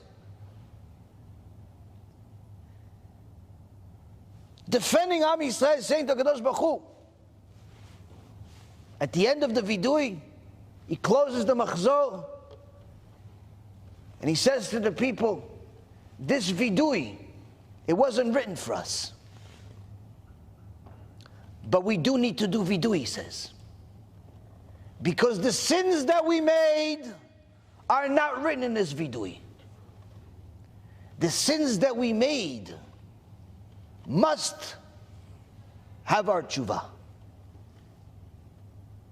How many of us wished for HaKadosh Baruch Hu to take our neshama because we couldn't deal with the pain anymore? How many of us asked to die? How many of us that saw that one of the people in the barracks didn't wake up that day? He died in his sleep. And we looked at him with envy, hoping that we would die the next day. How many of us? How many of us forgot that we're Jews, that HaKadosh Baruch Hu is watching us? Yes, we sinned, but our sin was a lack of emuna. Our sin was not having enough bitachon in HaShem. That's what our sin is. And he says to them with screaming and agony and pain and tears, we have to do tshuva for not having emunah in HaKadosh Baruch Hu, and beg him to forgive us. And promise we will never forget that we are Jews and HaKadosh Baruch Hu is with us at all times. That type of emunah, Rabotai, is possible for each and every single Jew. Every Jew is capable of acquiring that type of emunah. Not overnight, not even in a week, but each in his own time, at his own level, with enough effort to eliminate the bribe, that emunah will come by itself. When a person eliminates the bribe, eliminates that yetzirah, eliminates that desire that tells you to do what is prohibited, what HaKadosh Baruch Hu said don't do, the more you fight that yetzirah, the more you're leaving an opening for that emunah to come. Suddenly, you're not worried about how you're going to pay the bills. Suddenly, you want to expand 5 times more than you could afford. Suddenly, you want to learn more. Suddenly, you feel like you're not praying strong enough. I'm going to try harder this time. Suddenly, you pay attention to the word. You say, you know what? I got to do this all over. I'm missing out. Suddenly, you're yearning for HaKadosh Baruch Hu. Say, HaShem, I want more. Give me more. Suddenly, the world looks strange to you. Not because they're bad, but they're just different. They don't have any emunah in HaShem. They have emunah in something else. In themselves, in their money, in their effort, their skill, their ability, their intellect, their beauty, their position, their health. All the things that HaKadosh Baruch Hu can take away, just like that. But you sit there, simple you, alone with God with you. Something that no one in the world can take from you. So long as you don't let them give you a bribe. With that being said, Rabotai, I think each and every single one of us should at the very least start on a path to acquire emunah in the right way. Not by just simply hearing ourselves, try to encourage ourselves to believe. But more importantly than that, eliminating all of those barriers that are causing us not to believe. Because you can convince yourself 500 million times. So long as the barrier is there, it's there. So there are certain things that are easier for us to get rid of. There are certain things that are more difficult. Each person needs to do some of each. And you'll be surprised that as soon as you get rid of something that is forbidden, you'll realize that you never really wanted it anyway. You never benefited from it. You thought that it was something else. You believed it was something else. But the second that you get a whole new relationship with HaKadosh Baruch Hu, without this barrier, without this lust, without this bribe that the Yetzirah is giving you, it's a whole new version of you. It's a whole new version of life. It's a life that's worth living. Because that life doesn't have the concerns of people that are around you that are worried about reptiles and COVID and all types of other things. The only thing you're worried about is HaShem. You're worried about your connection with HaShem. What else can I do to be even closer to Hashem? What else can I learn to be closer to Hashem? How could I serve Hashem even better today? Before I put on this suit, is Hashem happy with this suit? Now you're going to say, well, that's a silly question. Why would Hashem care about your suit? Simple. Does it have shatnez or no? If it has shatnez, Hashem is not happy with it. Why? Every second you wear it is a sin. Every second you wear it is a sin. If you don't even ask yourself, does Hashem care about my suit? Then guess what? You can wear shatnez your whole life and have an entire sentence in Gehenom just for that suit. Needless to say, for whatever happens while you're wearing the suit.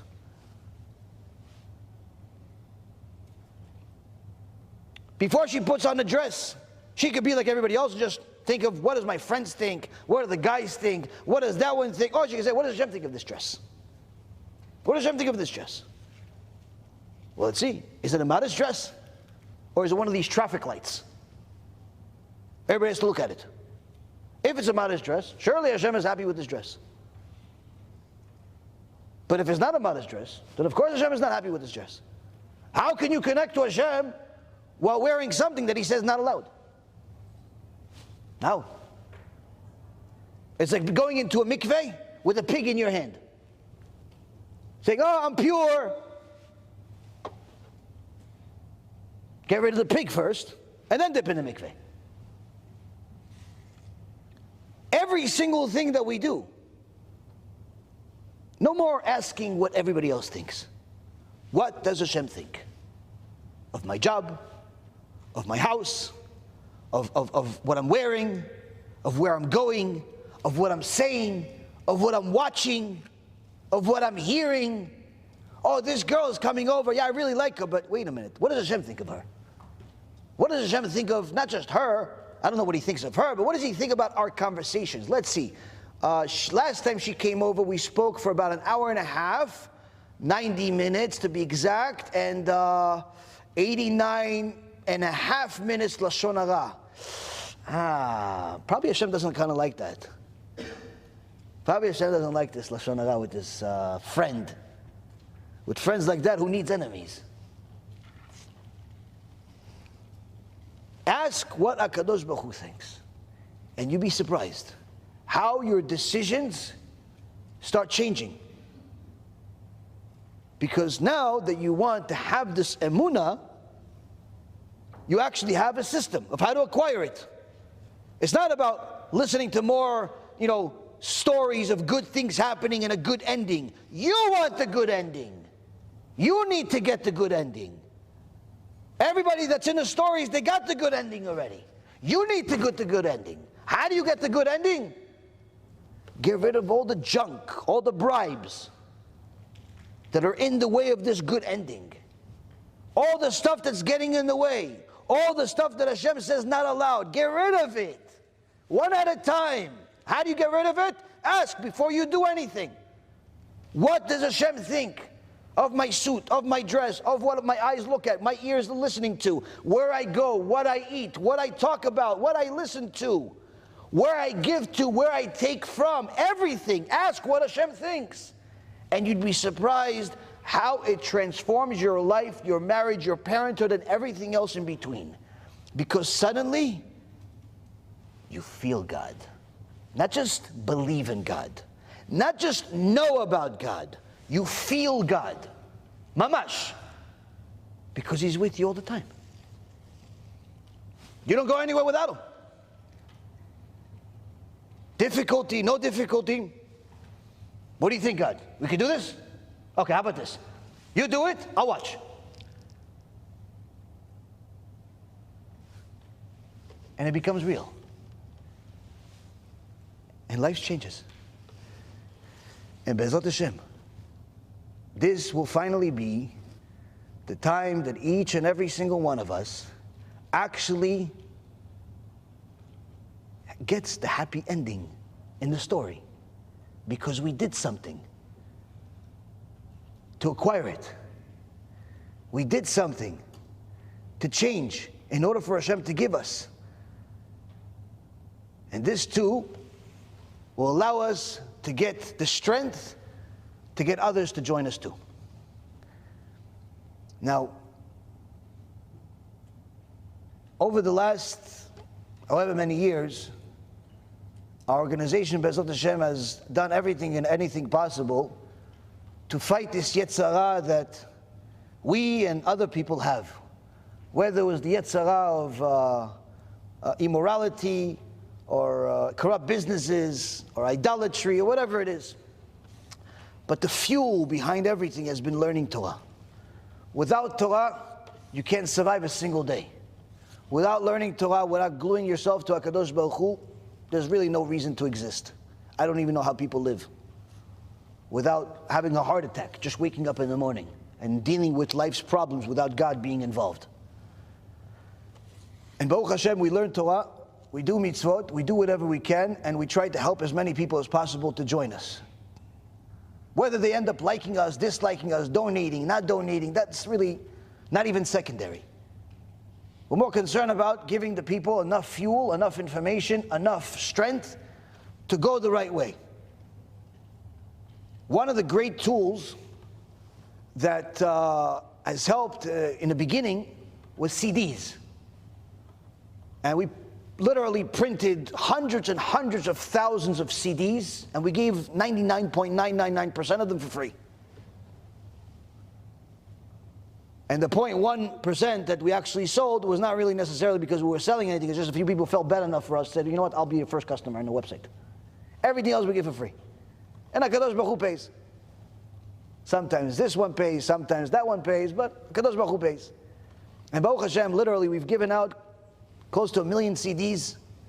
Lots of people have, till this day, tell us how much they like them and they still listen to them, whoever still has a CD player. But things have changed. Over the last few years, CD players have become less and less common. Many people have asked us about having USBs. We printed a couple of USBs. Theoretically speaking, we thought we were going to sell the USBs. And especially since they're very expensive. And we put on the website, sell each USB $50 and hope for the best. And thousands and thousands and thousands and thousands of USBs later that we gave for free, we decided that selling them doesn't really work for us. So we gave the rest for free.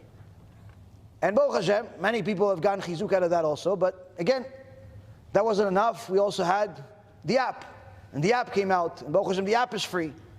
And then we came out with books, and the books came out, and Baruch Hashem, the books are free. And tens of thousands of copies of different books over the years have been giving out for free. But you have to still stay relevant. Even though the most ideal technology is the one that's free, that's the app, not everybody knows you exist. So you can't just expect the whole world to just adopt your app and have it and watch it. So you have to stay relevant. You have to stay on Facebook and YouTube and all these different things. And you have to stay printing things. And one of the things we thought about is that we have to not only print USBs, and we not only have to print something that's relevant to people, we have to do it in such a way that your average person will look at what we have versus what the secular world has and say what we have is better. Because when you look at much of the Torah material that's out there, a lot of times the Torah material out there is usually second class or third class. The toys that you buy are second, many times they're like almost broken, or they're just not really so good. The stuff, the material that people print is not usually very good. And that's because it costs a lot of time and money and effort to put good stuff out there, good material out there. But the same token, you want people to want it. You want people to share it. So one of the things we worked on over the last year is printing out a bunch of these USBs for all of our major series. We have the Stump the Rabbi, we have the Bitachon BeHashem, Pirkei Avot, we have Igeret HaRamban, and we also have Tikkun HaBRIT number 2. We had the first one, which was very popular, and we have Tikkun HaBRIt number 2. Now these obviously come in a much more elaborate packaging, tin metal that's a collectible, and a USB, and it's a very, very cool item for anyone who wants one of them. Is over there for free. But of course, in order for us to address the market and do even half of what we did with the CDs, we need to print a lot, hundreds of thousands. That requires lots and lots of money. So we need as many people as possible to contribute, because there's simply no way for us to afford all of that ahead of time. But we got things started. We don't, one of the things that our organization does is we don't wait for people. if we can do something, we do whatever we can, and we simply let HaKadosh Baruch Hu do the rest. So we already have an order of about 40,000 USBs that BeEzrat HaShem, we're looking for people to help us with, distribute them, sponsor them, pay for them, and so on and so forth. But that in itself is not enough. So our organization, since we're always involved in Torah, each year we have an event, at least one event in Eretz Yisrael about some SIYUM, SIYUM HaShas, SIYUM this, SIYUM that. Last year we had 4 of our Talmidim complete the Shas in a single year. 1 year, 2 years ago they were completely secular, Mechaleh Shabbat, eating shrimp. And then the next year they are completely frum, more religious than everybody here, including myself, completed the Shas in 1 year. How? Torah can do anything. A little bit of money too. But Torah is encouraged usually by money. So you give them a little bit of money as an incentive, say, listen, if you study, you finish the Shas in 1 year, you'll get X amount of money. And guess what? They did it. About 25 people signed up, 4 succeeded, and Baruch HaShem, we had a very big celebration. Big rabbis came. Now we have even a bigger event. But this event is an event that is unlike any other, because it's not just Talmidim of the Irgun, it's the heads of the Irgun that are completing this too, where we're going to complete the, on a single night, the Shas Bavli, the Shulchan Aruch, the Zohar Kadosh, Zohar Chadash, Tikkunei Zohar, and Shas Mishnayot, all in a single night. This event will take place in the next month and a half, and around the mid-August, according to their calendar, in Eretz Yisrael. We're going to have a lot of great rabbis join us. Of course, our own very dear Rabbi Ephraim, and also the Rishon LeZion, Rabbi Yitzchak Yosef, Rav Yaakov Zamir, Rav Gidon Ben Moshe, and I myself will also be going to Eretz Yisrael to be part of this monumental event. There's going to be hundreds and hundreds of people there. And some people that have wanted me to come to Eretz Yisrael already for the last 6 or 7 years may join us as well. So we're going to be there for about a month, probably do a few events too over there. But we'd like to invite whoever wants to come from here, and to incentivize people from here, people from England, people from Australia, people from everywhere to join us and combine the two things. We're having a raffle. The raffle is whoever sponsors $1,000 worth of the USBs is going to enter a raffle that can win. The first place is going to win a flight to Eretz Yisrael. The hotel and how long you stay there, that's your business, but we'll pay for the flight. And obviously you join us at the event. You'll meet Rabbi Yitzchak Yosef, Rabbi Ephraim, you'll meet me too again. You'll meet other rabbis, and you'll be part of this event. There's going to be at least 500-600 people in this event. So first place will win the ticket to flight. Second place will get one of our new taliyot that has an atara on it. It's like a $500-600 talit. And third place will win the Kiddush cup of the HaRASHASH. Now to make it all worth it and affordable and so on, we're subsidizing the cost of these USBs. Typically they were going to go for a little over $20 each, but what we're doing is for $1,000, it's sponsoring 100 USBs. So in essence, it's about $10 a USB. Now if you bought this USB, 64 gigabyte USB on the street when it was empty, it's a lot more than $10. But for the sake of this campaign, for the sake of just getting this material out there, and for the sake of encouraging people to be involved in this and also join us in Eretz Yisrael, we're subsidizing a big part of the cost just to make something go. And whoever wants to be involved in the raffle could either raise their hand and we could get your information. If you're not comfortable doing that, you could just go to one of the girls and give her the information, and we can call you tomorrow, whenever, if you feel like signing up. That's for the raffle. We're going to announce the winner of the raffle on the next event, which is July 27th, here.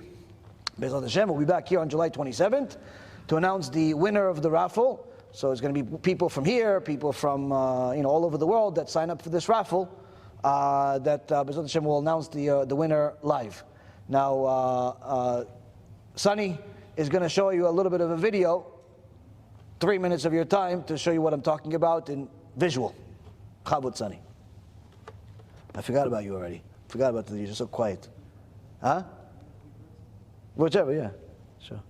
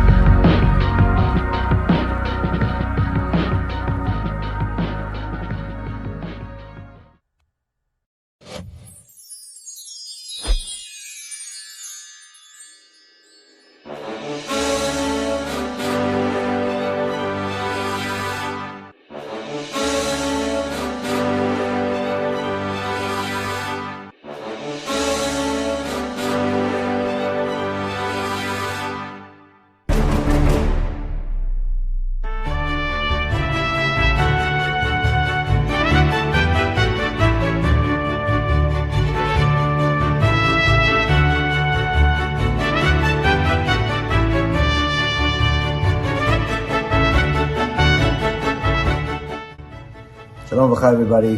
Very happy to announce a major event coming up in Eretz Yisrael. This event is going to be unlike any other we've done as an organization. Last year we had a group of young guys that completed the entire Shas, Bavli, and the Mishnayot in a single year. This year we're going to have the entire foundation of the oral Torah completed in a single night. Our own dear Ephraim and other Talmidim of the organization.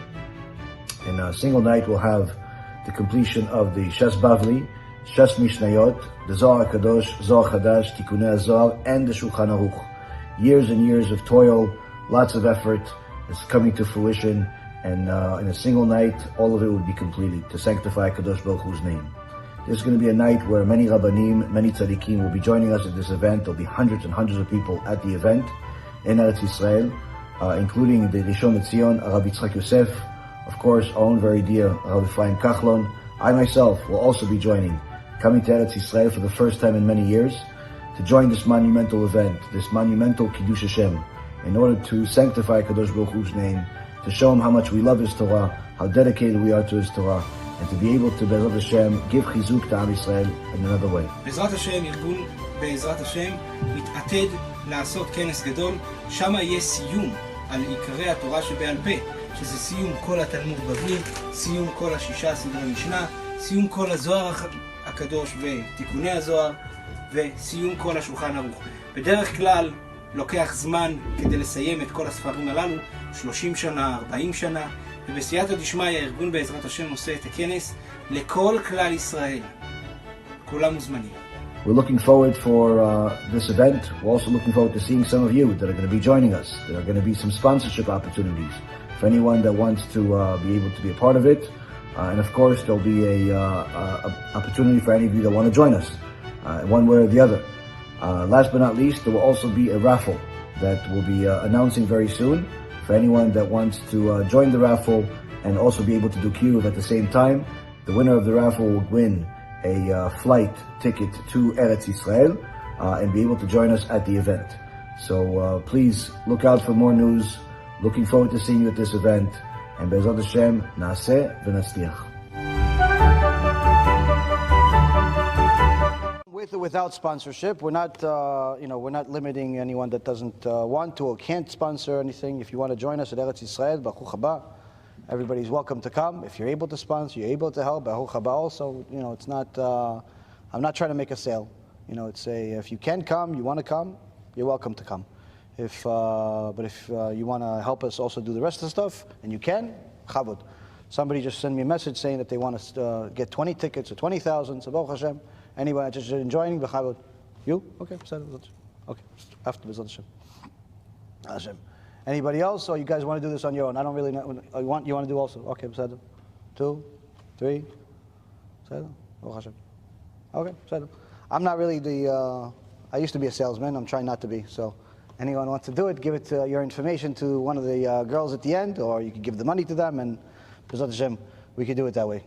That's it. I mean, there's obviously a lot more to talk about. I want you guys to now talk. I want you guys to ask me some questions. There's a few questions that came online while I was watching it that BeEzrat HaShem will answer also.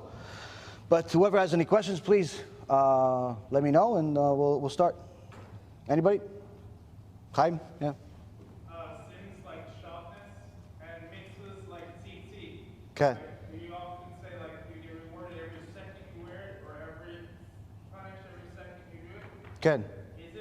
Are we rewarded per second, or is it like a constant reward concept? How does it work? So both for tzitzit, the reward is every second that you wear it, and for shatnez, the punishment or the sin is every second that you wear it. So much so that the Gemara says that if you know that your friend or anybody is wearing shatnez, it's a Jew that's wearing shatnez, you're allowed to, and you should actually rip his clothes off of him if he's not willing to take it off, because he doesn't realize how bad it is for him. It's like literally somebody wearing cancer, and they don't realize that it's cancer. So that's how significant the sin of shatnez is.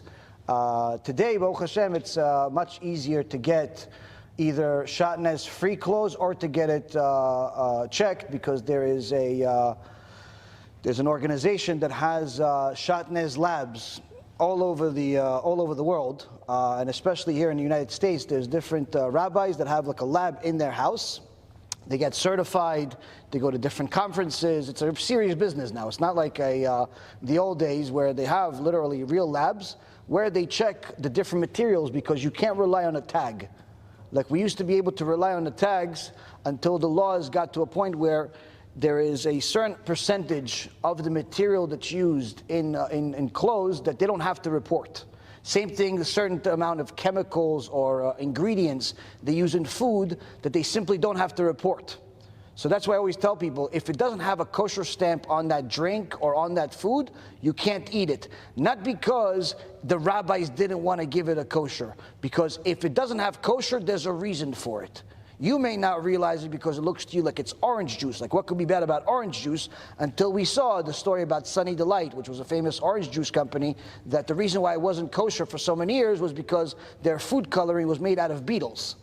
So beetles are not kosher for Jews. Goyim can eat as many beetles as they want, alive, dead, but Jews are not allowed to eat beetles. So when the Goyim are using beetles as a food coloring to make the Sunny Delight orange juice more orange, that's obviously it's a problem for us. Same thing with clothes. And a lot of people used to be able to rely on certain manufacturers that made clothes, that made suits, and say this one is always shatnez free. It's simply not true. There are certain clothes that you always have to check. So there is something on our website under the ebooks that gives like some type of guide, I think it is, And if it's not on there, then just ask me for it and I'll send it to you. But there's different things that you could find on the internet for free of things that need to be checked. Because if it's a Jew that's wearing shatnez or using shatnez, it's a serious problem. Now, on the positive end, as far as the mitzvah of tzitzit, a Jew is not obligated to wear a tzitzit on his clothes unless the clothes has 4 corners. Okay, if your shirt has 4 corners, it must have tzitzit. Now, if you're wearing a regular, shirt, a regular dress shirt, or regular t-shirt, or whatever it is, it doesn't require tzitzit. So most people that don't wear tzitzit, but they still, they keep Torah and mitzvot, their excuse is that I don't have to wear it. What I would suggest is that they look at the Gemara, Masechet Menachot, I believe it's page 25, where the Gemara says that not wearing tzitzit, it's true that you don't have to wear tzitzit, but you should also know that the first people that Hashem punishes during a time where there's a decree on the world is the Jews that don't wear tzitzit. Why? Because they were in essence arrogant that they have enough merits that they don't need this easy merits of wearing a tzitzit every second, of getting a mitzvah every second. They didn't even get this easy mitzvah, meaning that they're so arrogant and they're so confident about their merits that during a time where there's a decree where both righteous and wicked could be punished, in essence, that's the first ones that get the punishment. It's a very dangerous thing. The point being is that if a person is smart enough to wear a tzitzit, then they're earning themselves a mitzvah every single second that they're wearing it, which is a fantastic thing. And it's not a difficult mitzvah. And I know that people say, oh, it's hot, it's cold, it's this, it's that. You get used to everything. You get used to everything. You get used to the hot. You get used to the cold. You get used to everything. And today, Baruch HaShem, there's enough different creations out there to make things easier. If you don't want to wear the wool tzitzit, you can wear the cotton tzitzit. Just make sure it's a kosher tzitzit. Don't wear these. Some people wear this tzitzit that's like a fishnet. That's not a tzitzit. That's considered nothing. Just make sure it's a kosher tzitzit. I know in Florida, it's very common that young men wear this fishnet tzitzit. I don't know what it's called. I'm calling it fishnet. To me, it looks like a fishnet. But that's not a tzitzit. That's not considered anything. It's considered like you're putting an underwear on your body. It doesn't mean anything. It's not considered tzitzit. Tzitzit has to have certain halachot. That, since it has holes in it, it's not considered like it's actually a real. It's real clothes, and it's not considered like it has 4 corners. So the point is that a person needs to wear tzitzit if they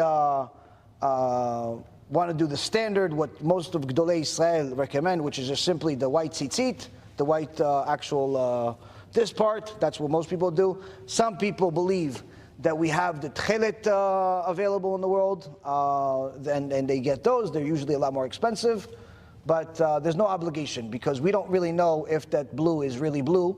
That's spoken about in the Torah. If you want to wear it, you can. If you don't want to wear it, you don't have to. There are some Gdolim that use the blue. There are some, most Gdolim do not use the blue. And the ones that are not using the blue, it's not because they're against the blue. They just simply don't believe this is it. And that's it. But if somebody wants to have a blue one, that's no problem. Either way, wear tzitzit because it helps a person. But it's only going to help a Jew. It won't help a non-Jew. It won't help a non-Jew. In fact, a Jew is not allowed to sell a non-Jew a tzitzit. Not allowed to wear. This is a Gemara Meforeshet. The Gemara itself says it, Shulchan Aruch paskins it, and also the Rambam speaks about it as well. A Jew is not allowed to sell a non-Jew a tzitzit. And the reason why is because of the same fear that we have today, where you have people that pretend to be Jewish, and they're not Jewish. You have all these missionaries that go into Jewish communities, and they look like no different than the rabbis. They have a tzitzit, they have a talit, they have this. At some point down the line, they didn't look like that. Now that you see them that they're pretending to be a rabbi, whatever, that's like the finished product. And hopefully they get exposed very soon, like the ones that was exposed by Rabbi Toby Singer last year and others, and we've spoken about it also. So hopefully everybody gets exposed. But the reality is that it's going to take time. There is somebody that feeds them in the beginning. There is somebody that helps them in the beginning when they don't look like that, when they're brand new. And that first guy that sells them the tzitzit, if that first guy that sells them the tzitzit knows that they're not Jewish, he's got a very serious problem on his hand. He's got a very serious problem on his hand. So that's a thing. It's important to know that the mitzvot of the Torah, there are specific ones that are only meant for Am Yisrael, but many of the Gentiles in the world like them too. Like Shabbat is one of them, or tzitzit is another one, or kippah is another one. The truth is that if a person is planning on converting, then there are certain things that they're allowed to do. But if a person is planning on staying a Gentile, they shouldn't do a lot of these things, because it's not for them. It's not for them. And what ends up happening a lot of times is that people, they like certain rabbis, they listen to them until those rabbis tell them what to do. And certain times what ends up happening is that they just do whatever they want. They decide that they're Jewish enough even without conversion, and they'll wear a tzitzit, and they'll wear a talit, and they'll put on tefillin even, and they'll find ways to buy it. It's very easy to buy stuff today. All you need is money. You can just buy stuff, and not even that anymore. And you can get everything with a click of a button. And what ends up happening is a lot of times those people start with the right intentions, where they want to become a Jew at some point, but they already want some of these mitzvot that you can see, not just mitzvot that you can feel. So they want to get tefillin, they want to get tzitzit, they want to get kippah, they want to get all that stuff. And what ends up happening, and one of the things that I witnessed with my own eyes, multiple times unfortunately, is that they get too comfortable with their current status. Because since they're able to go to synagogue, pray, put on tefillin, put on tzitzit, put on a kippah, look like a Jew more or less, they don't feel like they really need to convert anymore. And what ends up happening is that these people don't end up converting. They end up living as they are, and many times they end up falling into really, really bad situations where they start a relationship that's based on a lie, because the other people think that they're not Jewish. They think that they're actually Jewish. And this has been several times I've seen this situation happen, where somebody gets too comfortable in their in-between status. So again, it's important to know where we stand, what we need to do, what we have to do, what we're allowed to do, what we're allowed to do. But it's when a person is genuine and is really looking to do the will of HaShem, they should know that they're going to get rewarded accordingly. When you do the will of HaShem and you put on tzitzit as a Jew, you will get rewarded for every single second that you're wearing it, which is an extraordinary thing, because it's worth more than all the good in this world. On the other hand, there's some consequence that comes with it, that the non-Jew doesn't have. A non-Jew that wears shatnez, nothing happens. It doesn't mean anything. But a Jew that wears shatnez, that's a sin every second. So just like there's a reward, there's the opposite. So that's the thing. Next question. Yeah. Anyway? Yes, Khalid. During the month of Av, should a Jew avoid doing any type of work that they can, like working with electricity, working for school bags? Should they avoid any type of risks? There's the period of the 3 weeks that lead up to the month of Av, that there are certain things that a person shouldn't do. As far as traveling, unless it's on, for the sake of a mitzvah. If you're going on a mitzvah, then the mitzvah itself will protect you. But to go on a vacation during the 3 weeks is not a good idea. To get married is not something that should be done. In so many words, a lot of things that you could avoid as far as the extras. As far as work is concerned, no. If a person needs to make a living, they could work. There's no prohibition of working or anything like that. They could work, they could live, they could be with their wife, they could do everything else normally. It's the extras that are usually problematic. And also it depends on the week of the 9th of Av. It all depends on what day of the week that 9th of Av actually falls on, because that depends on what you're allowed to do and not allowed to do during that actual week. And also depends if the person is Sephardi or Ashkenazi. The Ashkenazim are a lot more stringent during the 3 weeks than the Sfaradim are. Much, much more stringent. Either way, I have some shiurim online that talk about the different halachot in regards to the entire month of Av and the 3 weeks. You could watch or go into it. Yeah? Anybody else? Yes? Okay.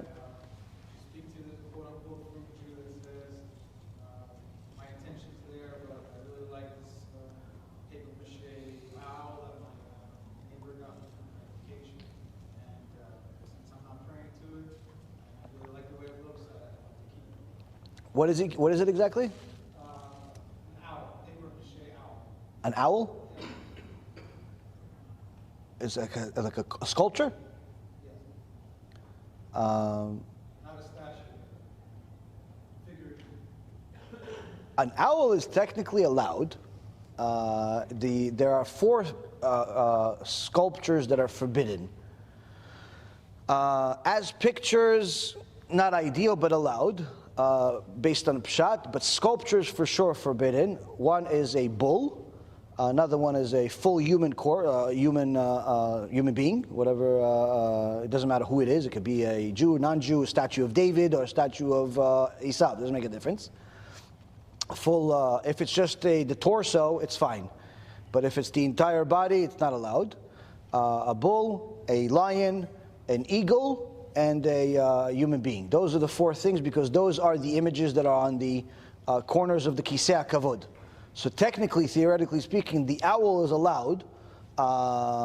It's, again, it's not a, if he's not praying to it, then it's surely not really a problematic. Is it ideal? Is it something you should have or not? It all depends on the person. It all depends on the person and where they stand. But as far as the basics of the basics, if they're at such a level that such a thing is going to bother them getting rid of it, then there's no problem. They could keep it. It's just. Is there a connection between the owl and Satan's wife? The owl and Satan's wife? Well, Satan's wife became the snake. The Zohar Kadosh says that the Satan's wife originally was Adam HaRishon's wife. Adam HaRishon's wife, and she didn't want to be Ezer Kenegdo. She didn't want to help him, so she left him. And in essence, she had her own, a certain image or whatever it is. And when it says that the serpent went after Chava, the Zohar says that the Satan himself was riding it. What is he riding it? It was, in essence, the Satan and his wife. And so she has a certain image, he has a certain image, but that's not something we need to necessarily concern with. As far as the owl, there are some Chachamim that have discussed about saying a special blessing on it because of the way its face looks like, some people would say, well, looks like a human. So some say that there should be a special blessing on it, like there is a blessing on the monkey and the elephant. But the Psak Halacha is no special blessing on the owl. There's no special blessing on the owl. That's the final conclusion on that. But there are Chachamim that discuss it, back and forth, that discuss it, of whether it should be or it shouldn't be because of its unusual appearance. As far as if there are some writings that compare it to anything bad or anything like that, it's possible that there's somebody that's comparing it to somewhere or another, but that's not enough of a reason to make it forbidden. We don't paskin allowed or forbidden based on on Kabbalah or Kabbalistic teachings. Again, there are certain things that are allowed and recommended, and there are certain things that are allowed and not recommended, and there are certain things that are forbidden outright. So you have to always know which one it is. Many times there are certain halachot that we paskin, that it's basic Shulchan Aruch, but there are certain times that we add certain stringencies of the Kabbalah. Now, those certain stringencies are good and they bring blessing and so on, but a person always has to know what's a stringency and what's not. Because if a person does a stringency and it's good for him, it doesn't necessarily mean that it's good for everybody else. So he can't look at him fulfilling the stringency as him making it better than anybody else. Because if his stringency that he's bringing on himself, that he's getting a blessing from, is turning into him being arrogant as a result of it, or him even thinking that other people are either less than him or even outright sinners because they're not fulfilling a certain stringency that he's doing, then it's not allowed for him to do that such stringency.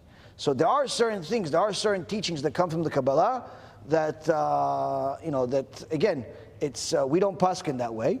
But again, a person can add certain stringencies based on his, what his rabbi says, what he thinks, what he can handle, and so on. But as far as allowed, not allowed, there's no problem having a statue of an owl. As far as a sculpture, as long as he doesn't praise to it, no problem. The Buddha statues is a problem. Buddha statues is a very big problem. And I know that a lot of people like to have those stupid statues in their house, in their living room, in their offices. I'm not really sure why. It's a very ugly statue, nonetheless, but people like to have it. They think it's going to give them good luck. It's going to give them a good place in Gehenom, but no good luck. But there are many people that have these statues. That's a serious problem. It's like a small epidemic. But as far as the bird, no problem. No. Anything else? Yes? Birth control.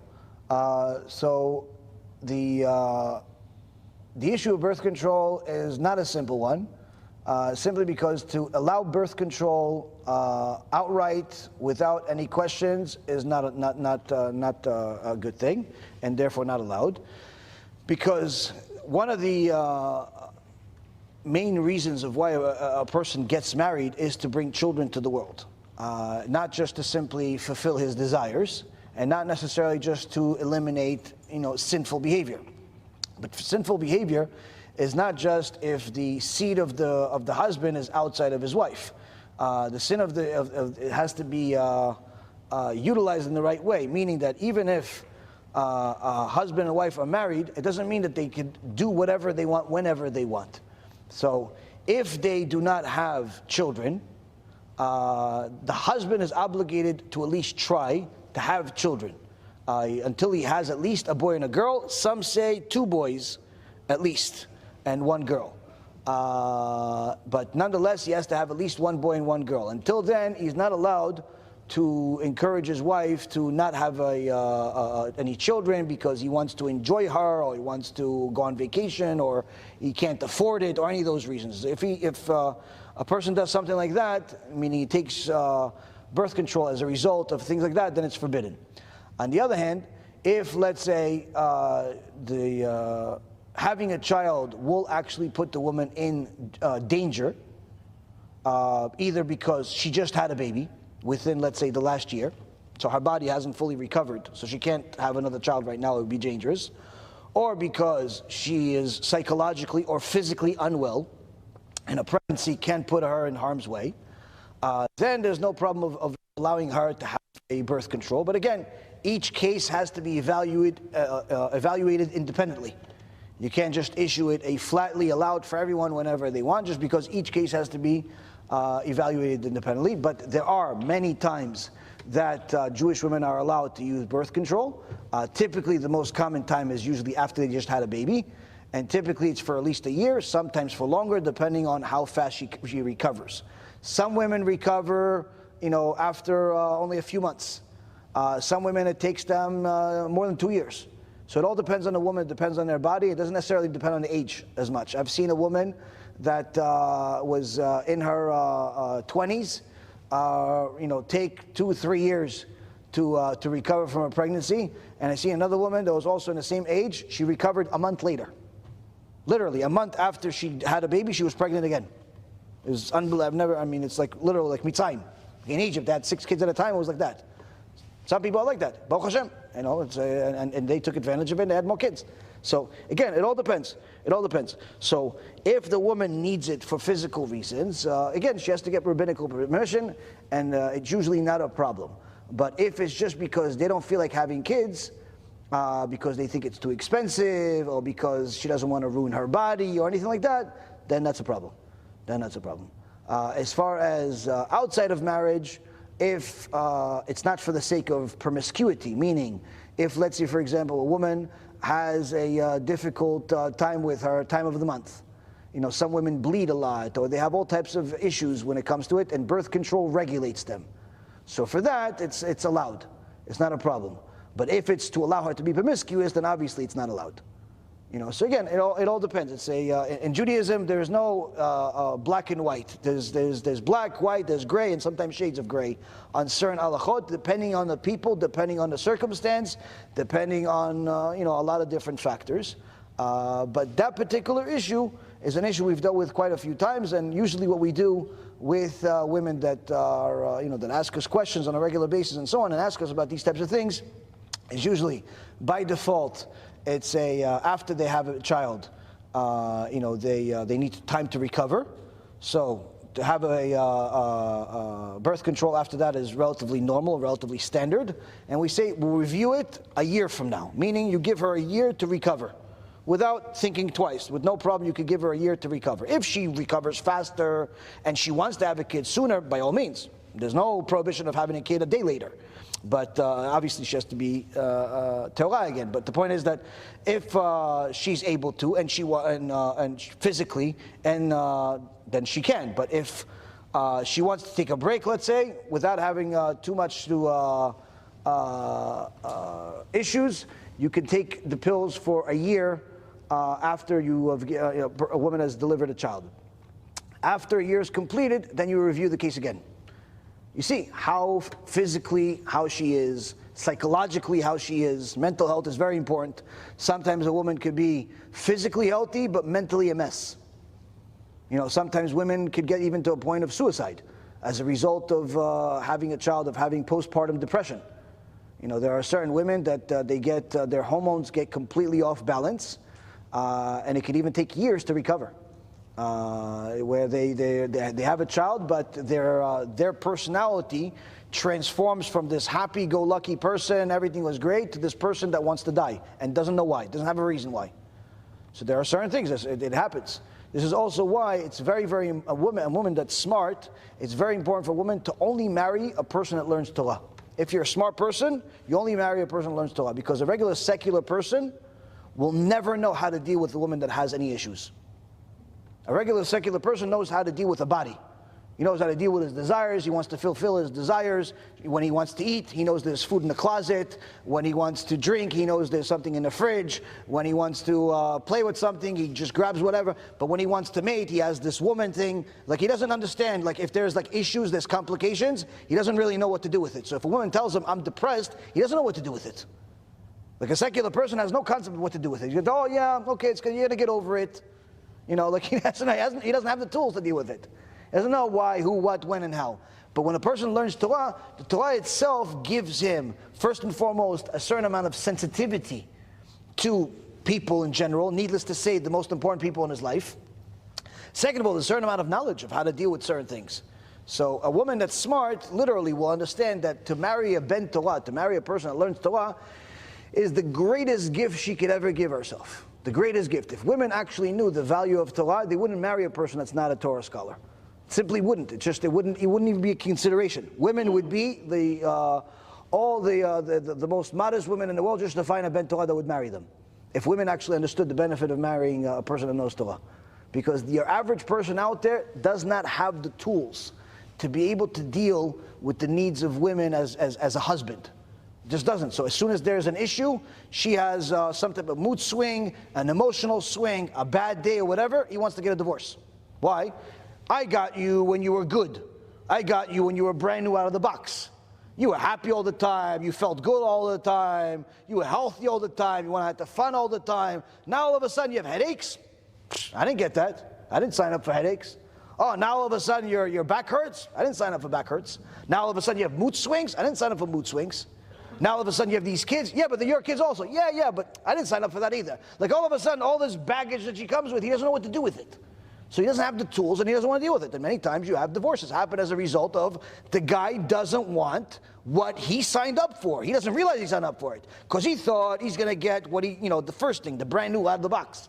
The 18, 20-year-old that he got, he thinks it's going to be that way forever. He doesn't realize that things change. And in reality, the Gemara says, women and men are completely two different species. They're not like opposite genders. They're two different species. They're two different people. It's called two different nations.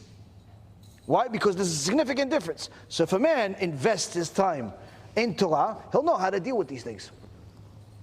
Next.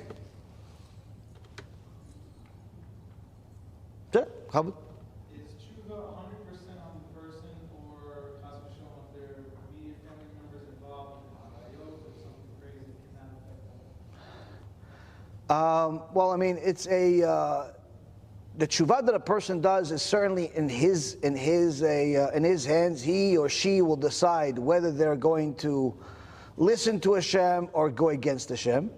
No one can force them to go against Hashem. No one can force them to listen to Hashem. But there are certain things that a person will have in their life that will encourage him or discourage him. The Rambam also writes that, I believe it's in Chot Deot, a person is influenced by his surroundings. Everybody is influenced by their surroundings, which means if he's surrounded by a bunch of atheists, even if he learns Torah, those atheists will affect him. They will affect him. If he's surrounded by a bunch of heretics, those heretics will affect him. If he's surrounded by a bunch of people that are committed to learning Torah, those people will affect him. If he is married to a woman that loves the Torah, that will affect him. If he's married to a woman that hates the Torah, that will affect him. It will affect his kids. So again, the tshuva of whether to do the right thing or the wrong thing is in his hands. But he is also part of that deciding to do the right thing or the wrong thing, is deciding whether to continue staying with those people that are next to him. You know, so sometimes you have a certain friend you grew up with, you're boys, you guys are best friends, you cried together, you bled together, everything was together, but then one day you woke up and you realized that you're not alone in the world. There's a God in heaven that's listening and watching and doing everything and expects you to listen to his Torah, and you're starting to do tshuva, you're starting to learn and everything, and your friend, not so much. In fact, your friend hates it. Your friend hates it. Your friend thinks that he came out of some amoeba. He thinks he came out of some monkey. The reality is that it's only a matter of time before that friendship has to end. It has to end. At some point it has to. Why? Because if you continue growing closer to HaShem and he stays the same, that means that the gap between you will just get bigger and bigger over time. And if it's not getting bigger, it's getting smaller. There's no neutral. If you're growing in Torah, you're going to get further from the heretics and the atheists and the anti-Torah people, and it's going to be less in common that you have with them. Less to talk about, less to share. They want to reminisce about what happened 15 years ago. You want to talk about what's happening 15 years from now, what's happening now. So in reality, it's only a matter of time before that relationship dissolves. And it's people sometimes force themselves to maintain old relationships because they feel bad for these relationships, but in reality, you're not doing anybody a favor. To be fake is much more damaging than to be honest with people. You know, because if you're friends with somebody or you're pretending to like somebody just because you think that they can't go on without you, that's much worse than telling somebody, listen, we don't have anything in common. I'm going to go my way. I'm going to continue doing the XYZ. You could do something else. And you think, yes, they may get hurt from that, but that second one is much better for them. Why? Because the second one is at least as honest and you're being your real self. Whereas the first one, you're thinking you're doing them a favor by staying along because you don't feel like they can go along without you. In reality, it's arrogance. Why don't you think that they get on without you? They live without you. They put on their pants one leg at a time without you. They breathe without you. They eat without you. They live without you, whether you like it or not. So in reality, maintaining that relationship usually is because there's still some type of connection to it. And sometimes the only solution, the only cure is to cut the umbilical cord. If it involves keep it out the name. Sometimes the only solution is to cut the umbilical cord. It's regardless of who it is. It's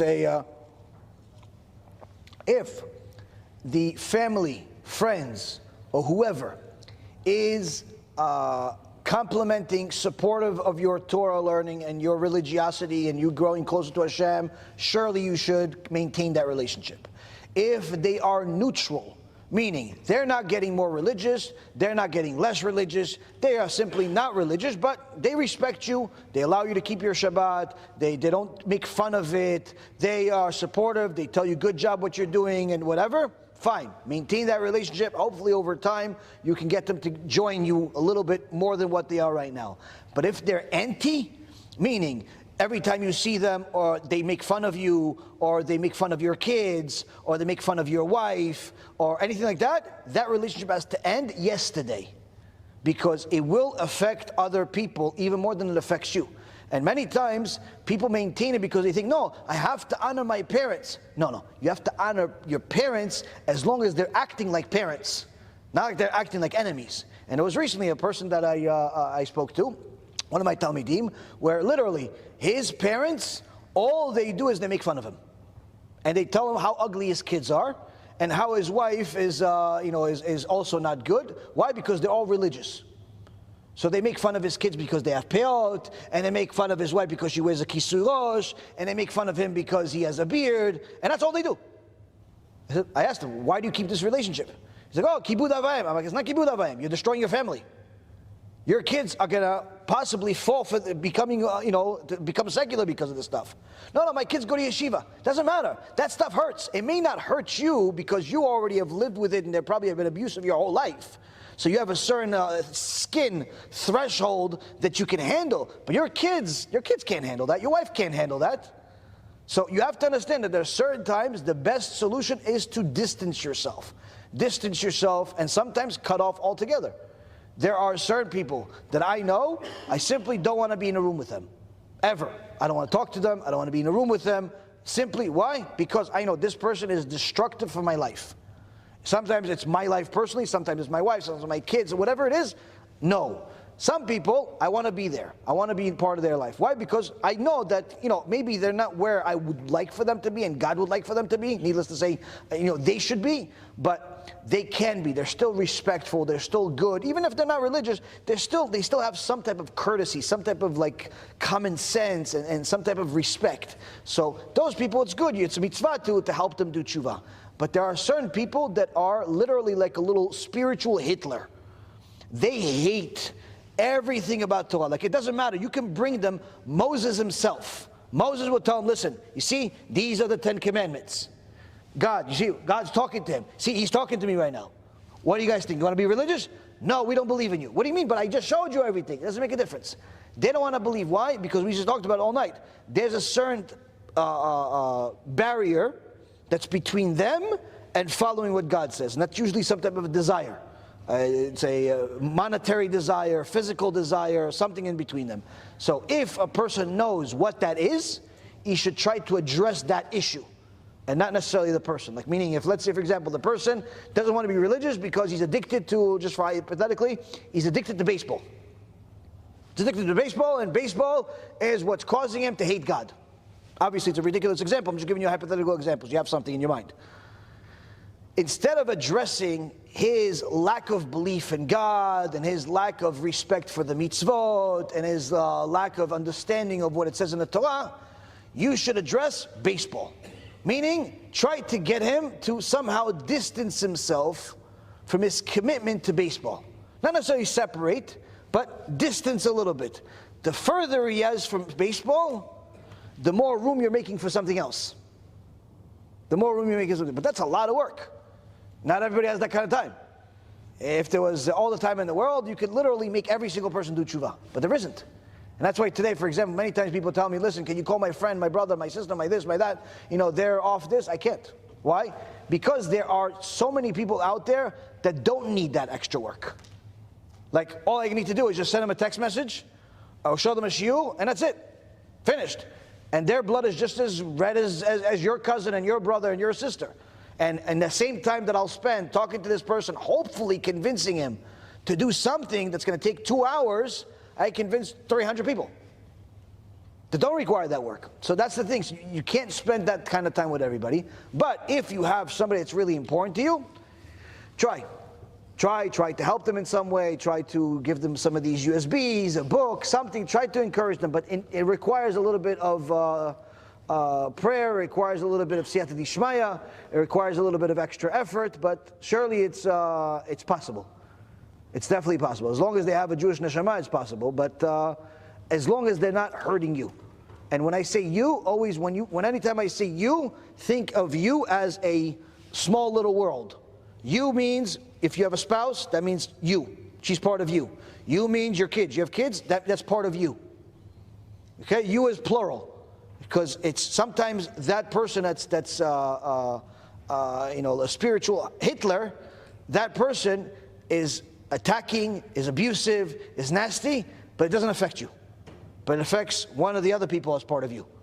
So you have to take that into account. You have to take that into account. Sometimes the only way to maintain the relationship is only between you and that person individually.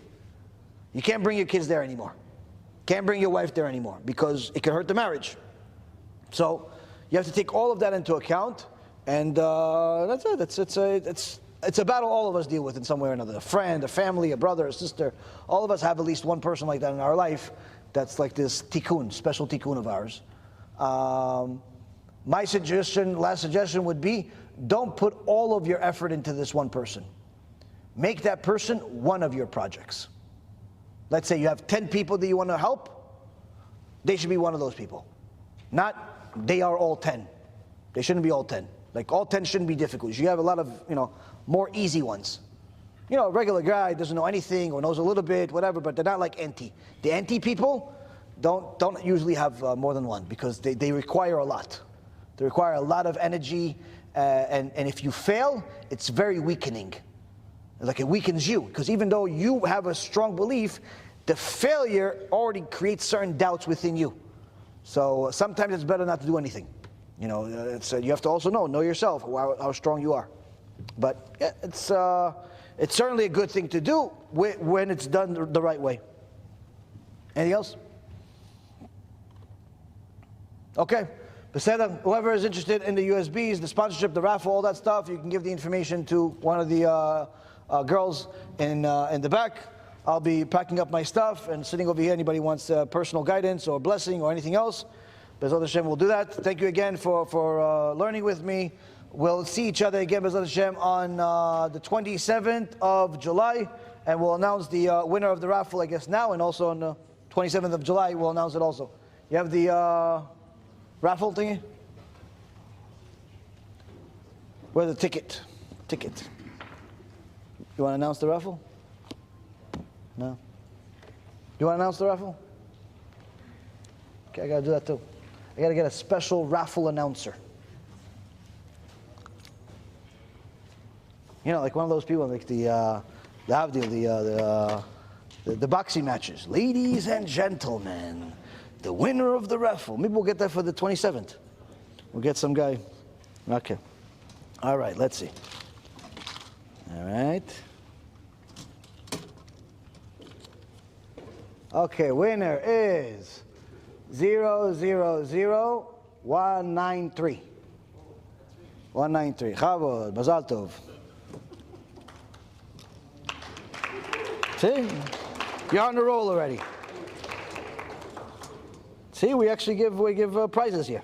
We don't just announce them that they get prizes. People actually. Yeah, hold on. Okay.